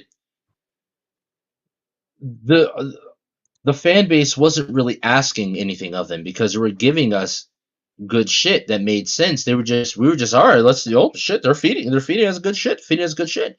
We weren't requesting anything. We weren't asking for anything. So they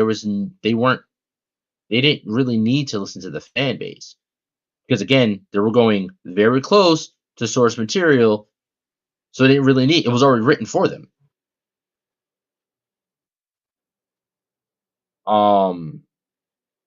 So it really begs the question: can they really do this right? And I personally do not think they can. I really don't. Let's take a quick break. Let's hear from some awesome podcasters that are really doing some awesome things within the Blurred Nation, within the Blurred community. Let's hear what they got. Going on, everybody, Lloyd Jones with Midnight Comics here, and we'd like to introduce you guys to our show, The Indie Breakdown, a show where we break down your favorite indie comic book characters' power, stats, and abilities, and get them ready for an eventual indie versus matchup. All Indie Breakdown episodes go live first on Spotify and on Patreon, with them eventually showing up on YouTube. So if you guys want to check out The Indie Breakdown and learn more from your favorite indie comic book creators, now's the time to do so. We hope you guys decide to tune in, and remember, until next time, midnight is coming. Hi, I go by Lady Mandalore, the creator of Roomful of Blurs. Do you have a whiteboard in your room? Do people get a glazed over look in their eye when you start to explain things to them? Well, come join me every Sunday at 7 p.m. Eastern Standard Time, where we can talk comics and get to know some new creators of color, only on YouTube and Twitch. What's going on, everybody? It's me, Calvin, from the Icarus Podcast, and I just want to say that we got new episodes coming next Saturday and every Saturday after that. So all I would have to say from here is keep enjoying the show. You can check us out, www.icarusmetrocomics.com. Check us out on YouTube, TikTok, Facebook, and more. See y'all next time.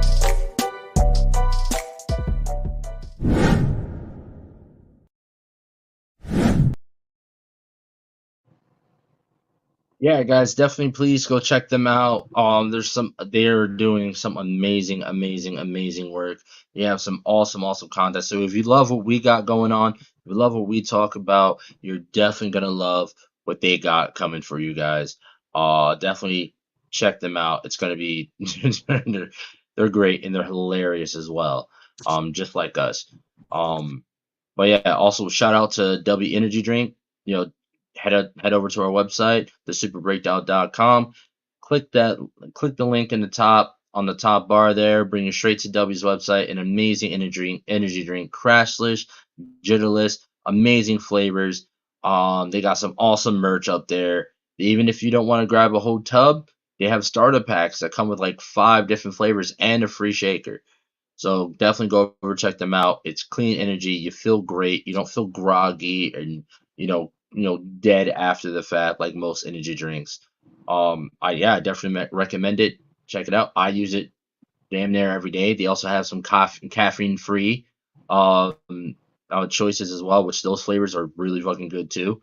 So I would highly recommend go check them out, guys. Definitely W Energy Drink, WGG, W.GG, or you can just head over to the Super Breakdown website. Also, quick announcement. I said it last episode. April 1st is going to be the day that you guys are going to want to put into your calendars because we are starting up our Fuck Prep Time brand t-shirts and hoodies. I'm thinking about making some sweatpants and some shorts to go along with the fit too. Maybe like a beanie or a cap to go along with it.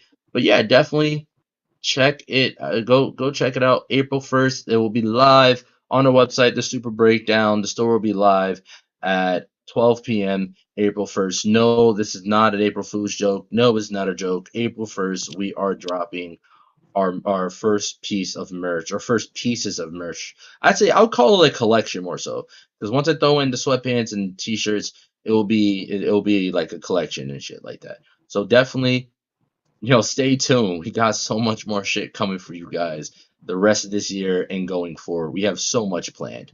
It's gonna be fucking great, fucking amazing. Now, how would you bring in the Hellfire Club to the MCU? I know we just came up with 4 scenarios on how to bring the X-Men and mutants in.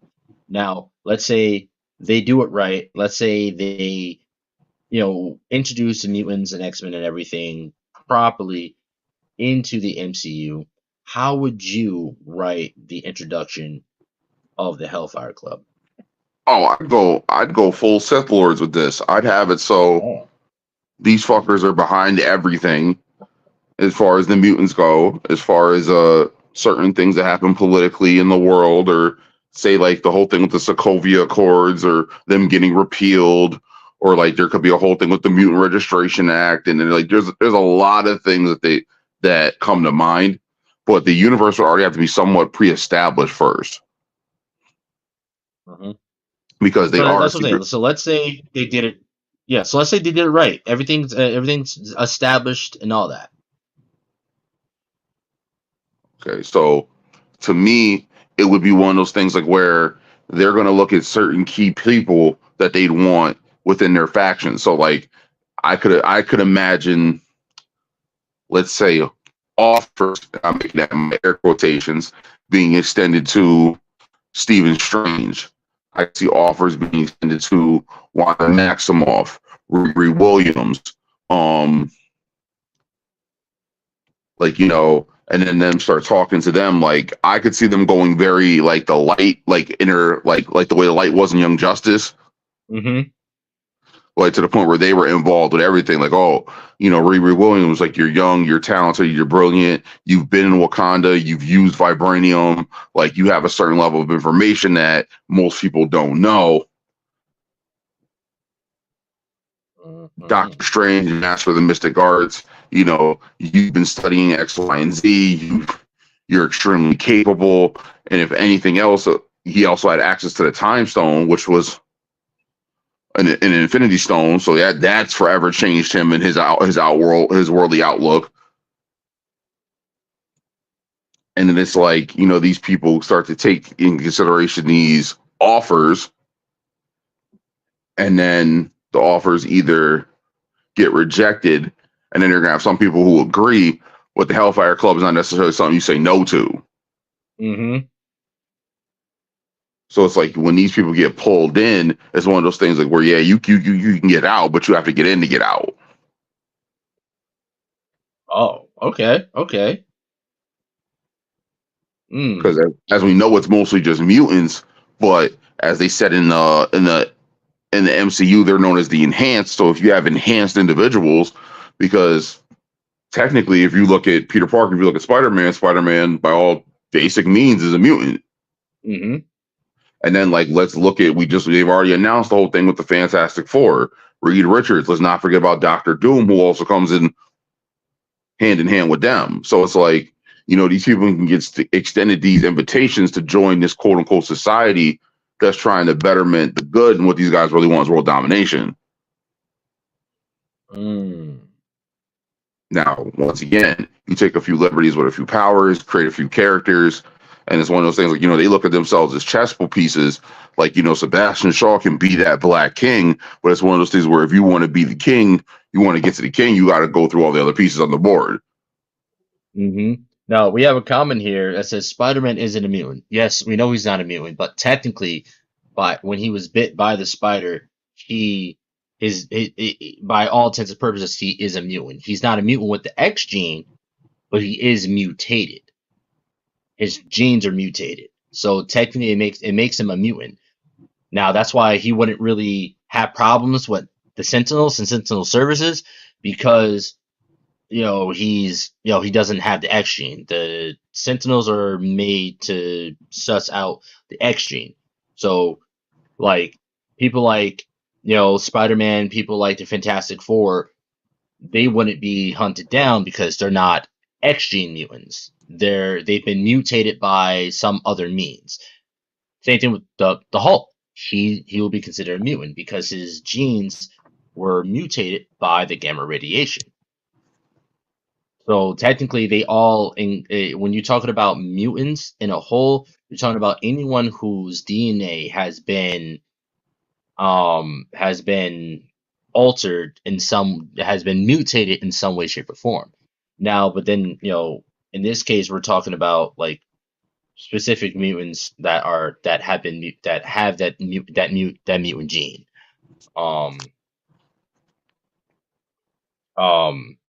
But yeah, so I'm sorry. That's what we mean when we say, when we call Spider-Man a mutant. We're just talking about specifically the fact that his genes have been mutated. Just like Fantastic Four, like I said, Doom goes hand in hand with that. He gets this invitation. I can see them doing that as a post credit scene of some sort to the X-Men movie. So you're seeing all these people getting these invitations in the post credit scene, and then the only people that end up accepting these invitations would be those that have those like minds of world domination. You know what I mean? I can see Doom, him getting an invitation, and be like, this is interesting. Okay, I can definitely see that. Let me look into it. And he finds out the real purpose, and he's like, I'm down. But clearly, Doom doesn't do anything for anybody else. Everything he does is really for himself and his people. So he sees it as a chance to, up his power game. And maybe he see if these people can bring him more power. But in turn he's like, yeah, and Doom at the end of the day, he doesn't stick with a lot of shit. So he's like, fuck that. We're not rocking with that. So I can definitely see that. So how would it play out from there? Like, they get these invitations and shit. Now, who would be the people that would accept these invitations? Well, this is also one of those things where you gotta look at both sides of the board, and it's funny because as established as the MCU is, it's also not quite as established as it could be. Now, for example, we we went to Wakanda in 2018, and we've been back since. But it's one of those things like where they really haven't built up the Black Panther universe, because of Chadwick Boseman's passing, obviously.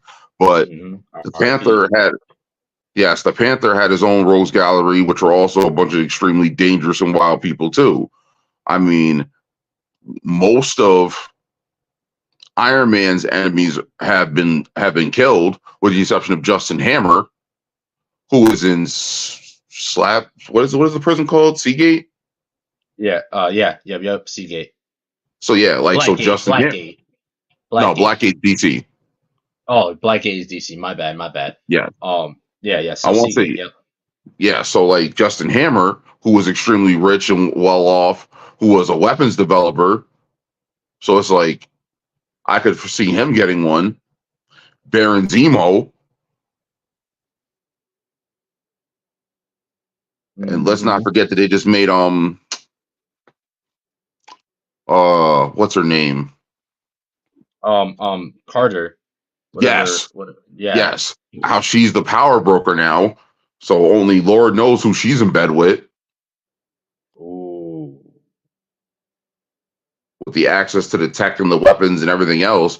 I mean, they were literally trying to traffic a super soldier serum. So it's So, all right. So instead of people like Riri Williams and Doctor Strange getting invitations, I can see the Hellfire Club pulling it as, all right, we want to take down these super beings. So we send an invitation to their enemies. So they can pull it maybe at the end of a Fantastic Four movie, right? We see, they just beat it's at the climax is over. They beat Doom. Doom's sitting in Latveria, whatever. It's the post-credit scene. Doom's sitting in Latveria, and his herald or whoever it is, the person that brings his messages or whatever, brings him an envelope. He opens it up and reads it, and it's an invitation from the Hellfire Club. And that's our, oh shit, no, interesting. All right, boom. Now we skip forward. Next movie, we see, let's say X movie, whatever. They beat their big bad Magneto and shit, and we see, and then at the end of that, we see him get the invitation in the post credit scene. So I think it would be really cool to see these villains all end up getting an invite to the Hellfire Club, or at least a meeting for the Hellfire Club. You know what I mean? yeah, I could definitely see it. Yeah, and they end up and it culminates in that way. And now they all come together and they plot on how we can, all right, well, we clearly can't take them out by ourselves. So why don't we have them take each other out? And that puts into motion the plan to get the Avengers and the X-Men to take each other out. And Doom could be a part of their funding and weapons and shit like that, and you know what I'm saying? I definitely can see that, and that's how they end up bringing the X-Men and the Avengers to button heads.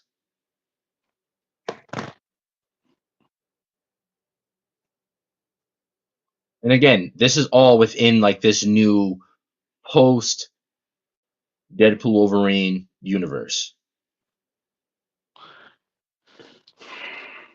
I could definitely see it, but it's one of those things we're also everyone who would get an invitation who's not a mutant would also either be, I don't want to say it. Yeah, they definitely would be expendable because the Hellfire Club is first and foremost a group of mutants. So it's it's one of those things you can break bread with us, but you can't necessarily have a seat at the table. Exactly. And that's what ends up being their downfall, when now you have all these other superpower villains all right, where's our cut type shit. And they're like, oh, we're mutants. We're a group of mutants. You're not a mutant.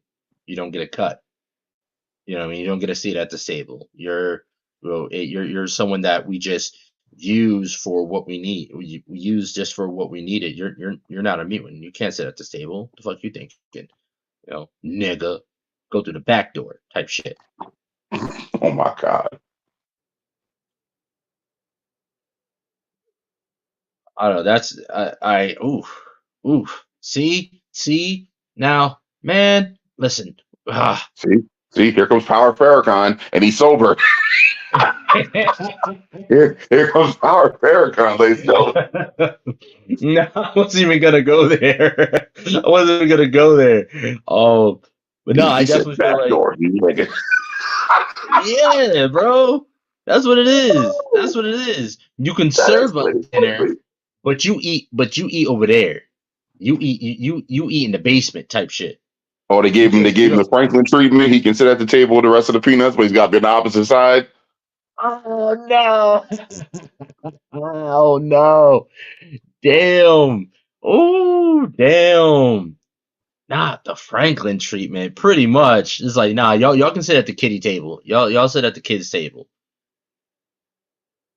I can definitely see Doom getting kind of fed up and pissed off with that shit. Like, oh, nigga, I'm powerful as shit, and y'all got me. You got me eating your scraps. You got me eating your scraps after the work I just put in for y'all. Fuck out of here. Nah, I'm not having that shit. I'm out. Either he's like, I'm out, or he ends up trying to kill them. But here's the wild part. Doom might be one of those cats where he's powerful enough where he sees that double cross coming and already has double cross prepared for them. Oh And yeah, it's also absolutely. and one of the things that Marvel does so well is all the intertwining of the stories and the characters, especially the bad guys. Because I had you read that prequel story with Killmonger, where Killmonger went to go shoot Ulysses Claw, and Kingpin stopped him like, "Your Claw works for me, whether he knows it or not. He works for me." Hmm. So that's another thing too. You never really know who's breaking bread with who until you know.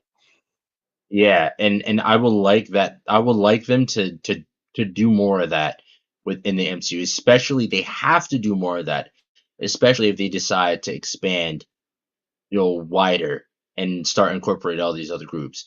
They gotta have these twists, turns, and double crosses and shit like that, because those are the twists and turns and double crosses that are gonna write your next film, your next 2, 3 films.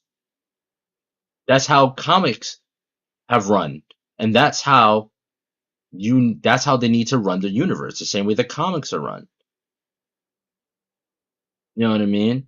Mm-hmm. Because they start one story off and then they end it in a certain way, and then it picks up with another story that connects to that, but now people are like, wait, how the hell does this connect, and why is it connected? And that's where, like, oh, boom, here's the movie on how this is what happened within that time that ends up connecting these. Boom, now you got 3 movies right there.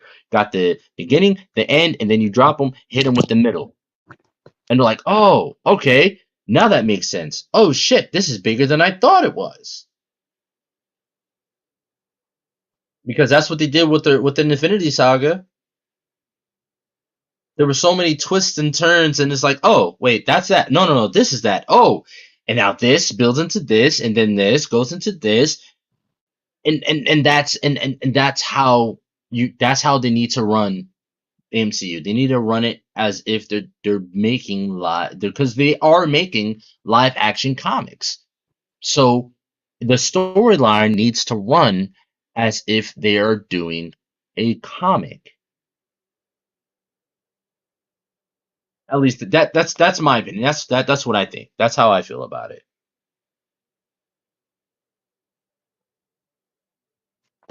Yeah, I heard. But once again, you have such a little faith. I really do. I really do. You can't tell me that you got a lot of faith in them now because of the bullshit that they've been hitting us with. At least these last saga, especially after what they did with Multiverse of Madness. Especially after they did with Multiverse of Madness. Okay, you can bring an excuse. All right, what if probably this group of Illuminati probably wasn't as strong as we think they were supposed to be. But you're telling me you bring out Charles Xavier, Patrick Stewart's Charles Xavier, with the yellow floating chair and play the X-Men music in the background, and you gonna have this motherfucker get his neck snapped in his mind at that. in his So own mind? so Wanda, who is at best a novice compared to Charles, kills him inside his own brain. Yeah. That don't make no goddamn sense. That's the only way that you can. Oh well, they weren't as strong as. No, there's no way that X-Men animated series Charles Xavier is not stronger than Scarlet Witch. That incarnation of Charles Xavier is a motherfucking beast. He made this nigga Magneto relive the fucking Holocaust on a whim. And he did it. And he relived the entire Holocaust. Come on now. And he's in it. He could tell her. He could have been able to tell what her intentions were. He can read minds. He's in the act of reading minds. You're telling me he couldn't see this bitch about to snap his neck?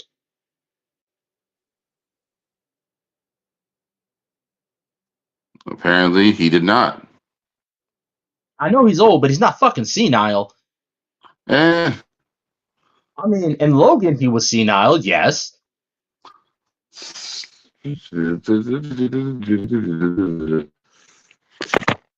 I'm not saying anything. I'm not. Like, come on, man. Come on, man. This man got fucking dementia. This man had dementia and was crippling people across the world. What was it he said? They literally had his brain declared a weapon of mass destruction. Yeah. Yeah. So it's like, what? So yeah, that, okay. Spaghettifying Reed Richards, okay. Blowing up fucking, well, having Black Widow blow his own brains out, okay. Splitting Peggy Carter in half with her own shield, okay. All right. Okay. Scarlet Witch, she can do that. But beating a telepath, the strongest telepath, while in the mindscape, this nigga Charles Xavier's gone toe to toe with Apocalypse in his mind and won.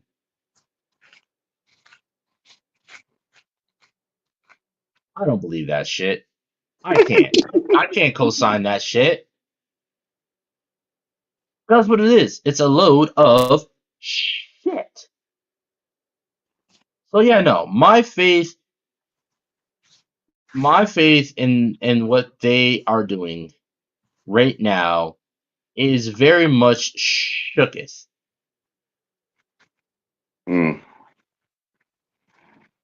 Very much shooketh. Now, I'm going to be that guy and I'm going to ask, would it take a good course correct in a movie done, I'm not going to say perfectly, but a movie done to the best of their ability, like Civil War, because while Civil War wasn't completely comic accurate, they made it work. Mm-hmm. Or would it take a good, solid series or a whole nother phase to give you faith? I'd say give me 3 good movies. 3 good ones. 3 solid.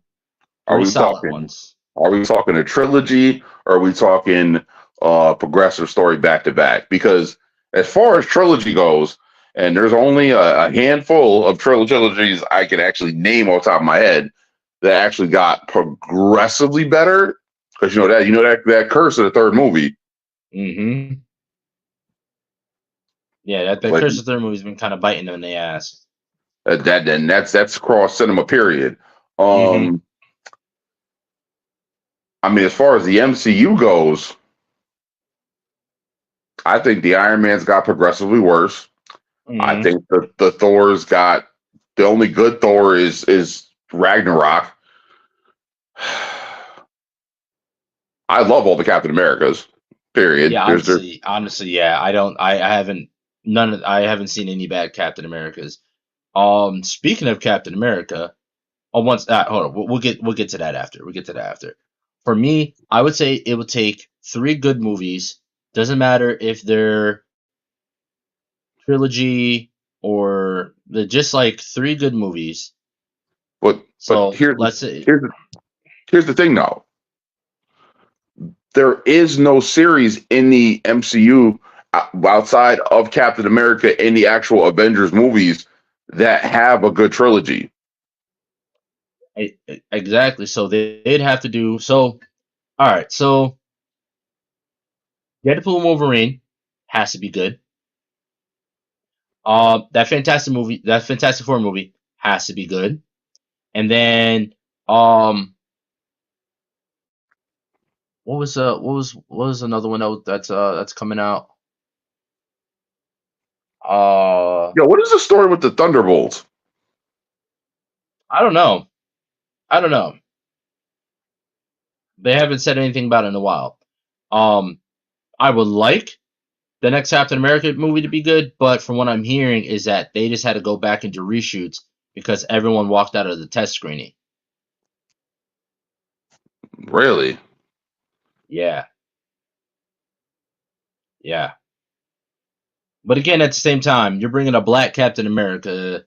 The only way that movie's gonna kind of do good is if you promote it to the black audience the same way you did with Black Panther. I Because I'm but just see saying, there's not gonna be a lot of heterosexual white males that are really gonna sit there and watch a black man be Captain America. now I'm Don't not going to disagree, but I'm not going to agree either. So especially with the level of agenda that a black Captain America pushes, especially the way he pushed it especially pretty much what we saw throughout Captain America and Winter Soldier, or Falcon and Winter Soldier, especially throughout that, if that is pretty much what they're going to carry and continue with, then I don't really see a lot of, I don't really see it getting a lot of white vote. You know what I mean? Only way I see it is if like they decide not to push any kind of agenda whatsoever, whether it be black or white, and just have it be a hero movie. That's the only way I see it happening. But if they have it continue the course from Falcon and Winter Soldier, and we see Sam Wilson's stance on America, they're not gonna get a lot of the white vote. Not saying none, but not a lot. I feel like the only white folk that really gonna go see the movie and that are legit hardcore comic book fans and legit, superhero fans that don't give a damn about the race, creed, or color of the hero. well, I mean, I don't. Did you feel that? Did you feel Falcon and Winter Soldier was specifically meant for the black audience? I wouldn't say not 100%, but I definitely felt like it was highly empowering and But you highly got, inspirational. but you got to remember that's a Captain America theme. Period. On top of the Hmm. fact that you also have to look at the bad guys of the movie, the Flag Smashers, because like once again, Morgenthau. What was her first name? Was it Kaylee, Kathy? Yeah, Clara, because we have to specify because in the comic books it's her father, I believe, who was in charge of the Flag Smashers, Yeah, or grandfather. Yeah, so we had, but yeah, Morgenthau. I was just gonna go so, Morgenthau. Yeah. so for Morgenthau, like her whole thing is like, yo, like if you look at the Flag Smashers, and this is the wild part, they ain't wrong. They ain't wrong. Like that whole idea of one world, one people, and everything that was going on with the blip, and you see it in the other stuff since the snap. Excuse me, since the snap back, Mm-hmm. since the second snap. You got people writing Thanos was right. Shit, like resources, population control. That's been a quote unquote thing for God knows how long. Shit, there's people that think the COVID quote unquote virus was population control. That's true. Yeah. Mm. Because once again, you got this super virus that gets released in the world, doesn't kill people with sickle cell or AIDS or cancer with weak immune systems or damaged immune systems, or people who are going through dialysis. That should have wiped all of them out, and it didn't. Should have wiped out the homeless population, and it didn't. Well, damn. And then they find a vaccine for it within a year and a half. Which is unheard of.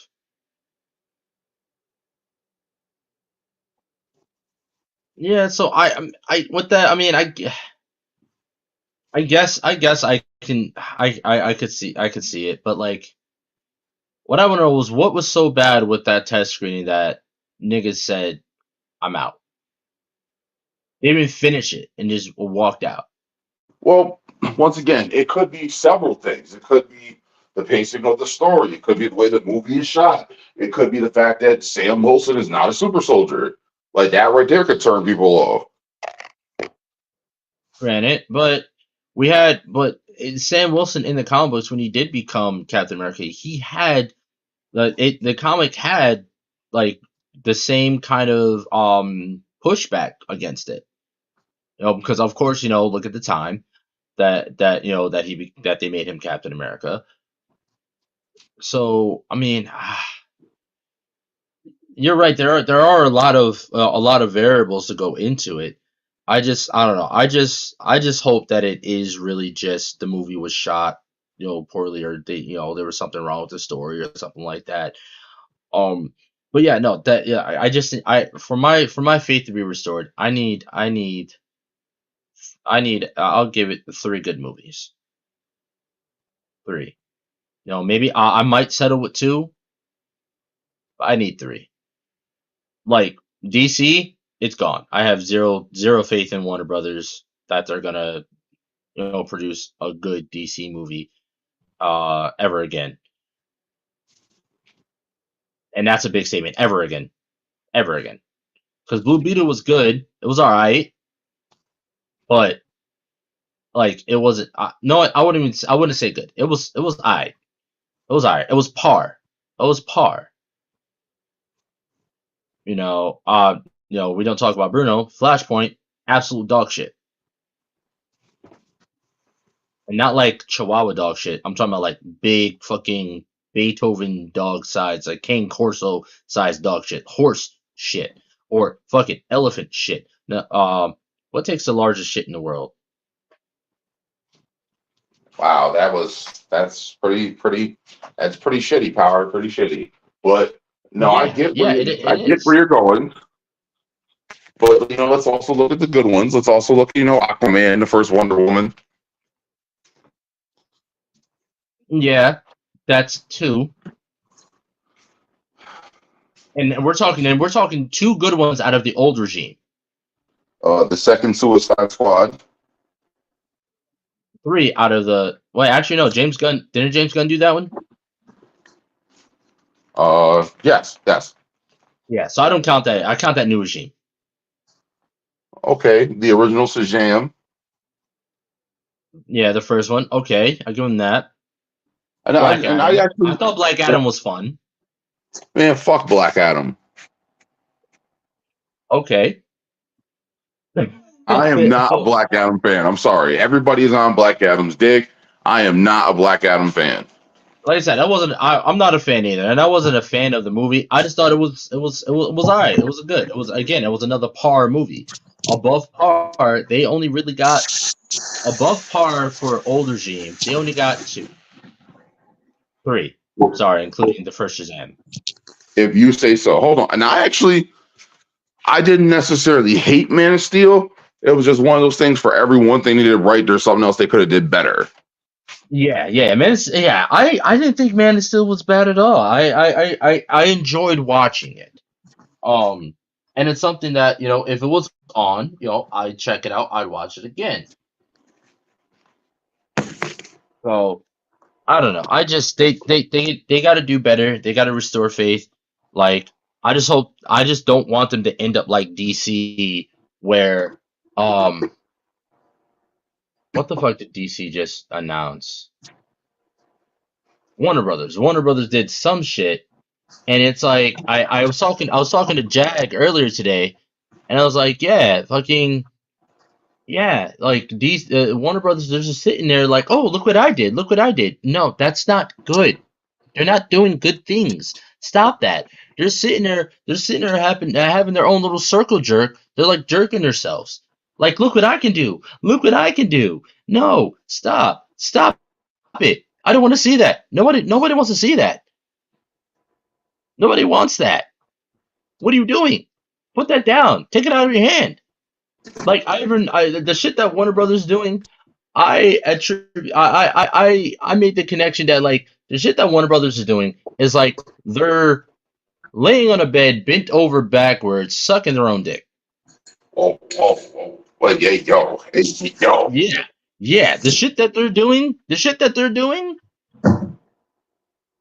like them. It's like the look what I can do. Well, busting in their own mouth like look what I did. Yeah, stop it. Get some help. I'm gonna get you some fucking help after this episode. Well, I'm just saying, bro, it's so fucking bad, and I don't want Marvel to end up sucking their own dick too, and trying to show it to everyone. Look what I could do. No, stop it. Nobody wants to see that shit. Nobody cares. Nobody want to see that shit. That's literally what they're doing, and they're not there yet. They're like what Marvel's doing right now is equivalent of what Aang could do at the beginning. Look what I can do, and he starts spinning the little marbles in his hands. Ta-da! You know what I'm saying? No, that's not impressive. I am not impressed. I am not impressed at all. They're doing everything in their power to try to fucking impress people, and all they're doing is just turning people off. Oh Lord.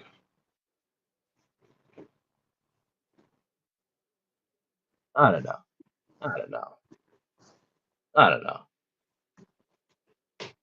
Marvel they're getting close to that. Hey, smell my fingers situation.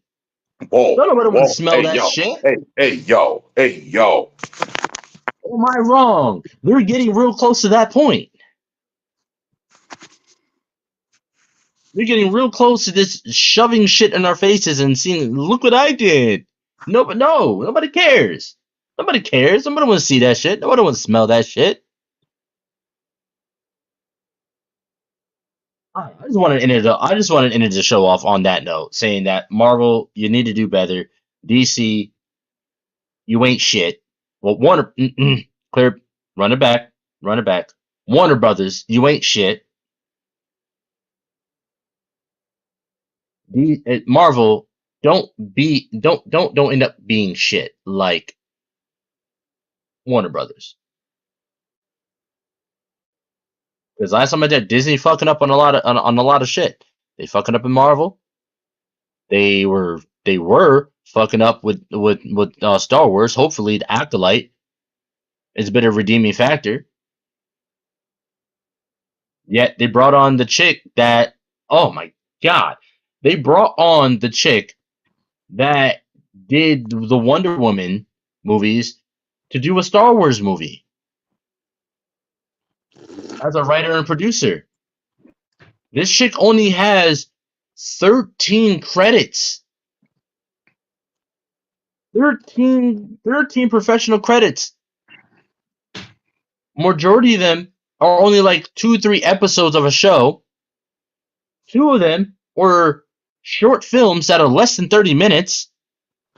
Oh boy. You only got one big hit, which was the first Wonder Woman movie, which she didn't write. She produced it. She's the one that wrote the second Wonder Woman. She got one major flop, barely any real writing credits, and you brought this bitch on to do Star Wars? What are you doing? Like, after you saw what she did with the second Wonder Woman, you're going to entrust a piece of Star Wars franchise to her? After the shit that you just went through with the last trilogy? What trilogy? Exactly. Like, come on now. Disney, get it together. Get it together, Disney. Because again, don't nobody want to smell your goddamn fingers. Stop it. You ain't there with your finger in your ass thinking you're doing something good. Stop it. Oh, Jesus Christ. Sorry, I just had to go on that quick little rant right there. Um, my bad. I apologize if there are any younger viewers. Um, it's clearly stated on the stream that this is not, in the words of Dave Chappelle, best not bring your kids. But yeah, before we go, let's hear one more time for some also podcasters, and then we'll get into our final remarks, and I'll close out the show.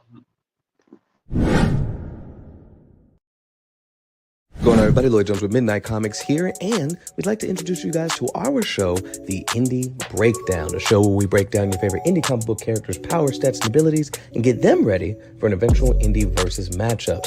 All Indie Breakdown episodes go live first on Spotify and on Patreon, with them eventually showing up on YouTube. So if you guys want to check out The Indie Breakdown and learn more from your favorite indie comic book creators, now's the time to do so. We hope you guys decide to tune in, and remember, until next time, midnight is coming. Hi, I go by Lady Mandalore, the creator of Roomful of Blurs. Do you have a whiteboard in your room? Do people get a glazed over look in their eye when you start to explain things to them? Well, come join me every Sunday at 7 p.m. Eastern Standard Time, where we can talk comics and get to know some new creators of color, only on YouTube and Twitch. What's going on, everybody? It's me, Calvin, from the Icarus Podcast, and I just want to say that we got new episodes coming next Saturday and every Saturday after that. So all I will have to say from here is keep enjoying the show. You can check us out, www.icarusmetrocomics.com. Check us out on YouTube, TikTok, Facebook, and more. See y'all next time.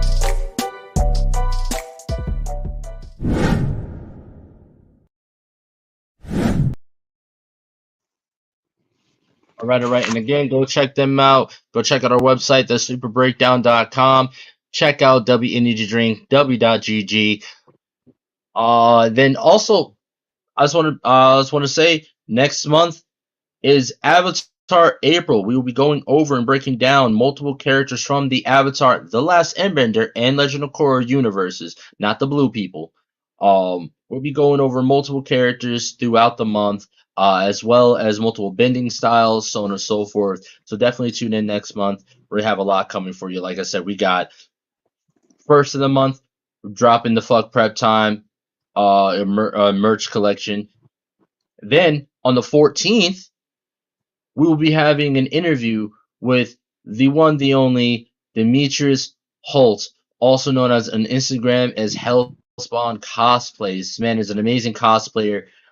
He's also the founder of Blurred and Powerful, as well as one of the founders or associates or representatives of Blurred Station, which is a Black-owned and operated a streaming service that will be launching soon.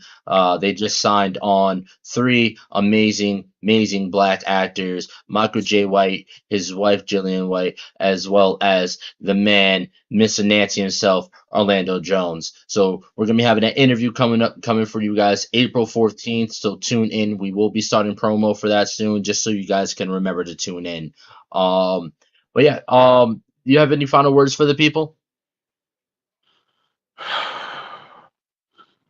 Remember that in the event that things might seem random or things might seem disordered or disorganized, you should always remember there might be a higher power at work.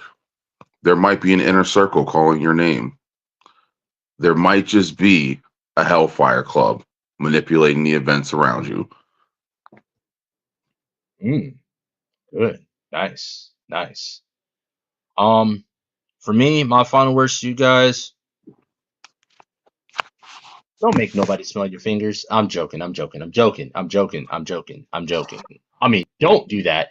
But no, just be on a like an unrelated note. Just I'd say be grateful, be thankful for where you are. You may not be where you want to be, but you're damn sure not where you used to be. So just be grateful for where you are, but don't be content. It's okay to want more. It's okay to want to grow. But things happen in time. We grow. And just because you don't have it now, don't mean you won't have it in the future. It just means that the person you are now, whatever you're doing now, you're not meant for that power yet. Keep growing, keep learning, always be a student in whatever craft you are in. Always be a student. Because in this vast, wide universe, even if there's a multiverse, there's always something new to learn, and there's always room to grow. So continue to grow, take your time, and manifest what you want, and it will come to you. Believe in yourself. And with that, ladies and gentlemen, all level 7s alike, that has been another episode of the Super Breakdown. We definitely thank you all for tuning in, for watching. We definitely thank you all for the comments, for the likes, the shares, the follows. We love doing this. We love doing this. And we want to keep doing this and continue doing this. So definitely look at all our stuff. We're on Facebook, YouTube, we're on Instagram, we're on Twitch, we're on Kick. Check out our website, thesuperbreakdown.com. Like I said, we're gonna be having some awesome stuff going up for you guys. Again, also with launching the first piece of our merch. We're super excited for that. And check it out. Check it out. Check it out. Check it out. Check us out. We're building, we're growing, and there's more coming. And remember, till next time, fuck prep time. Fuck prep time. Yeah, yeah, yeah.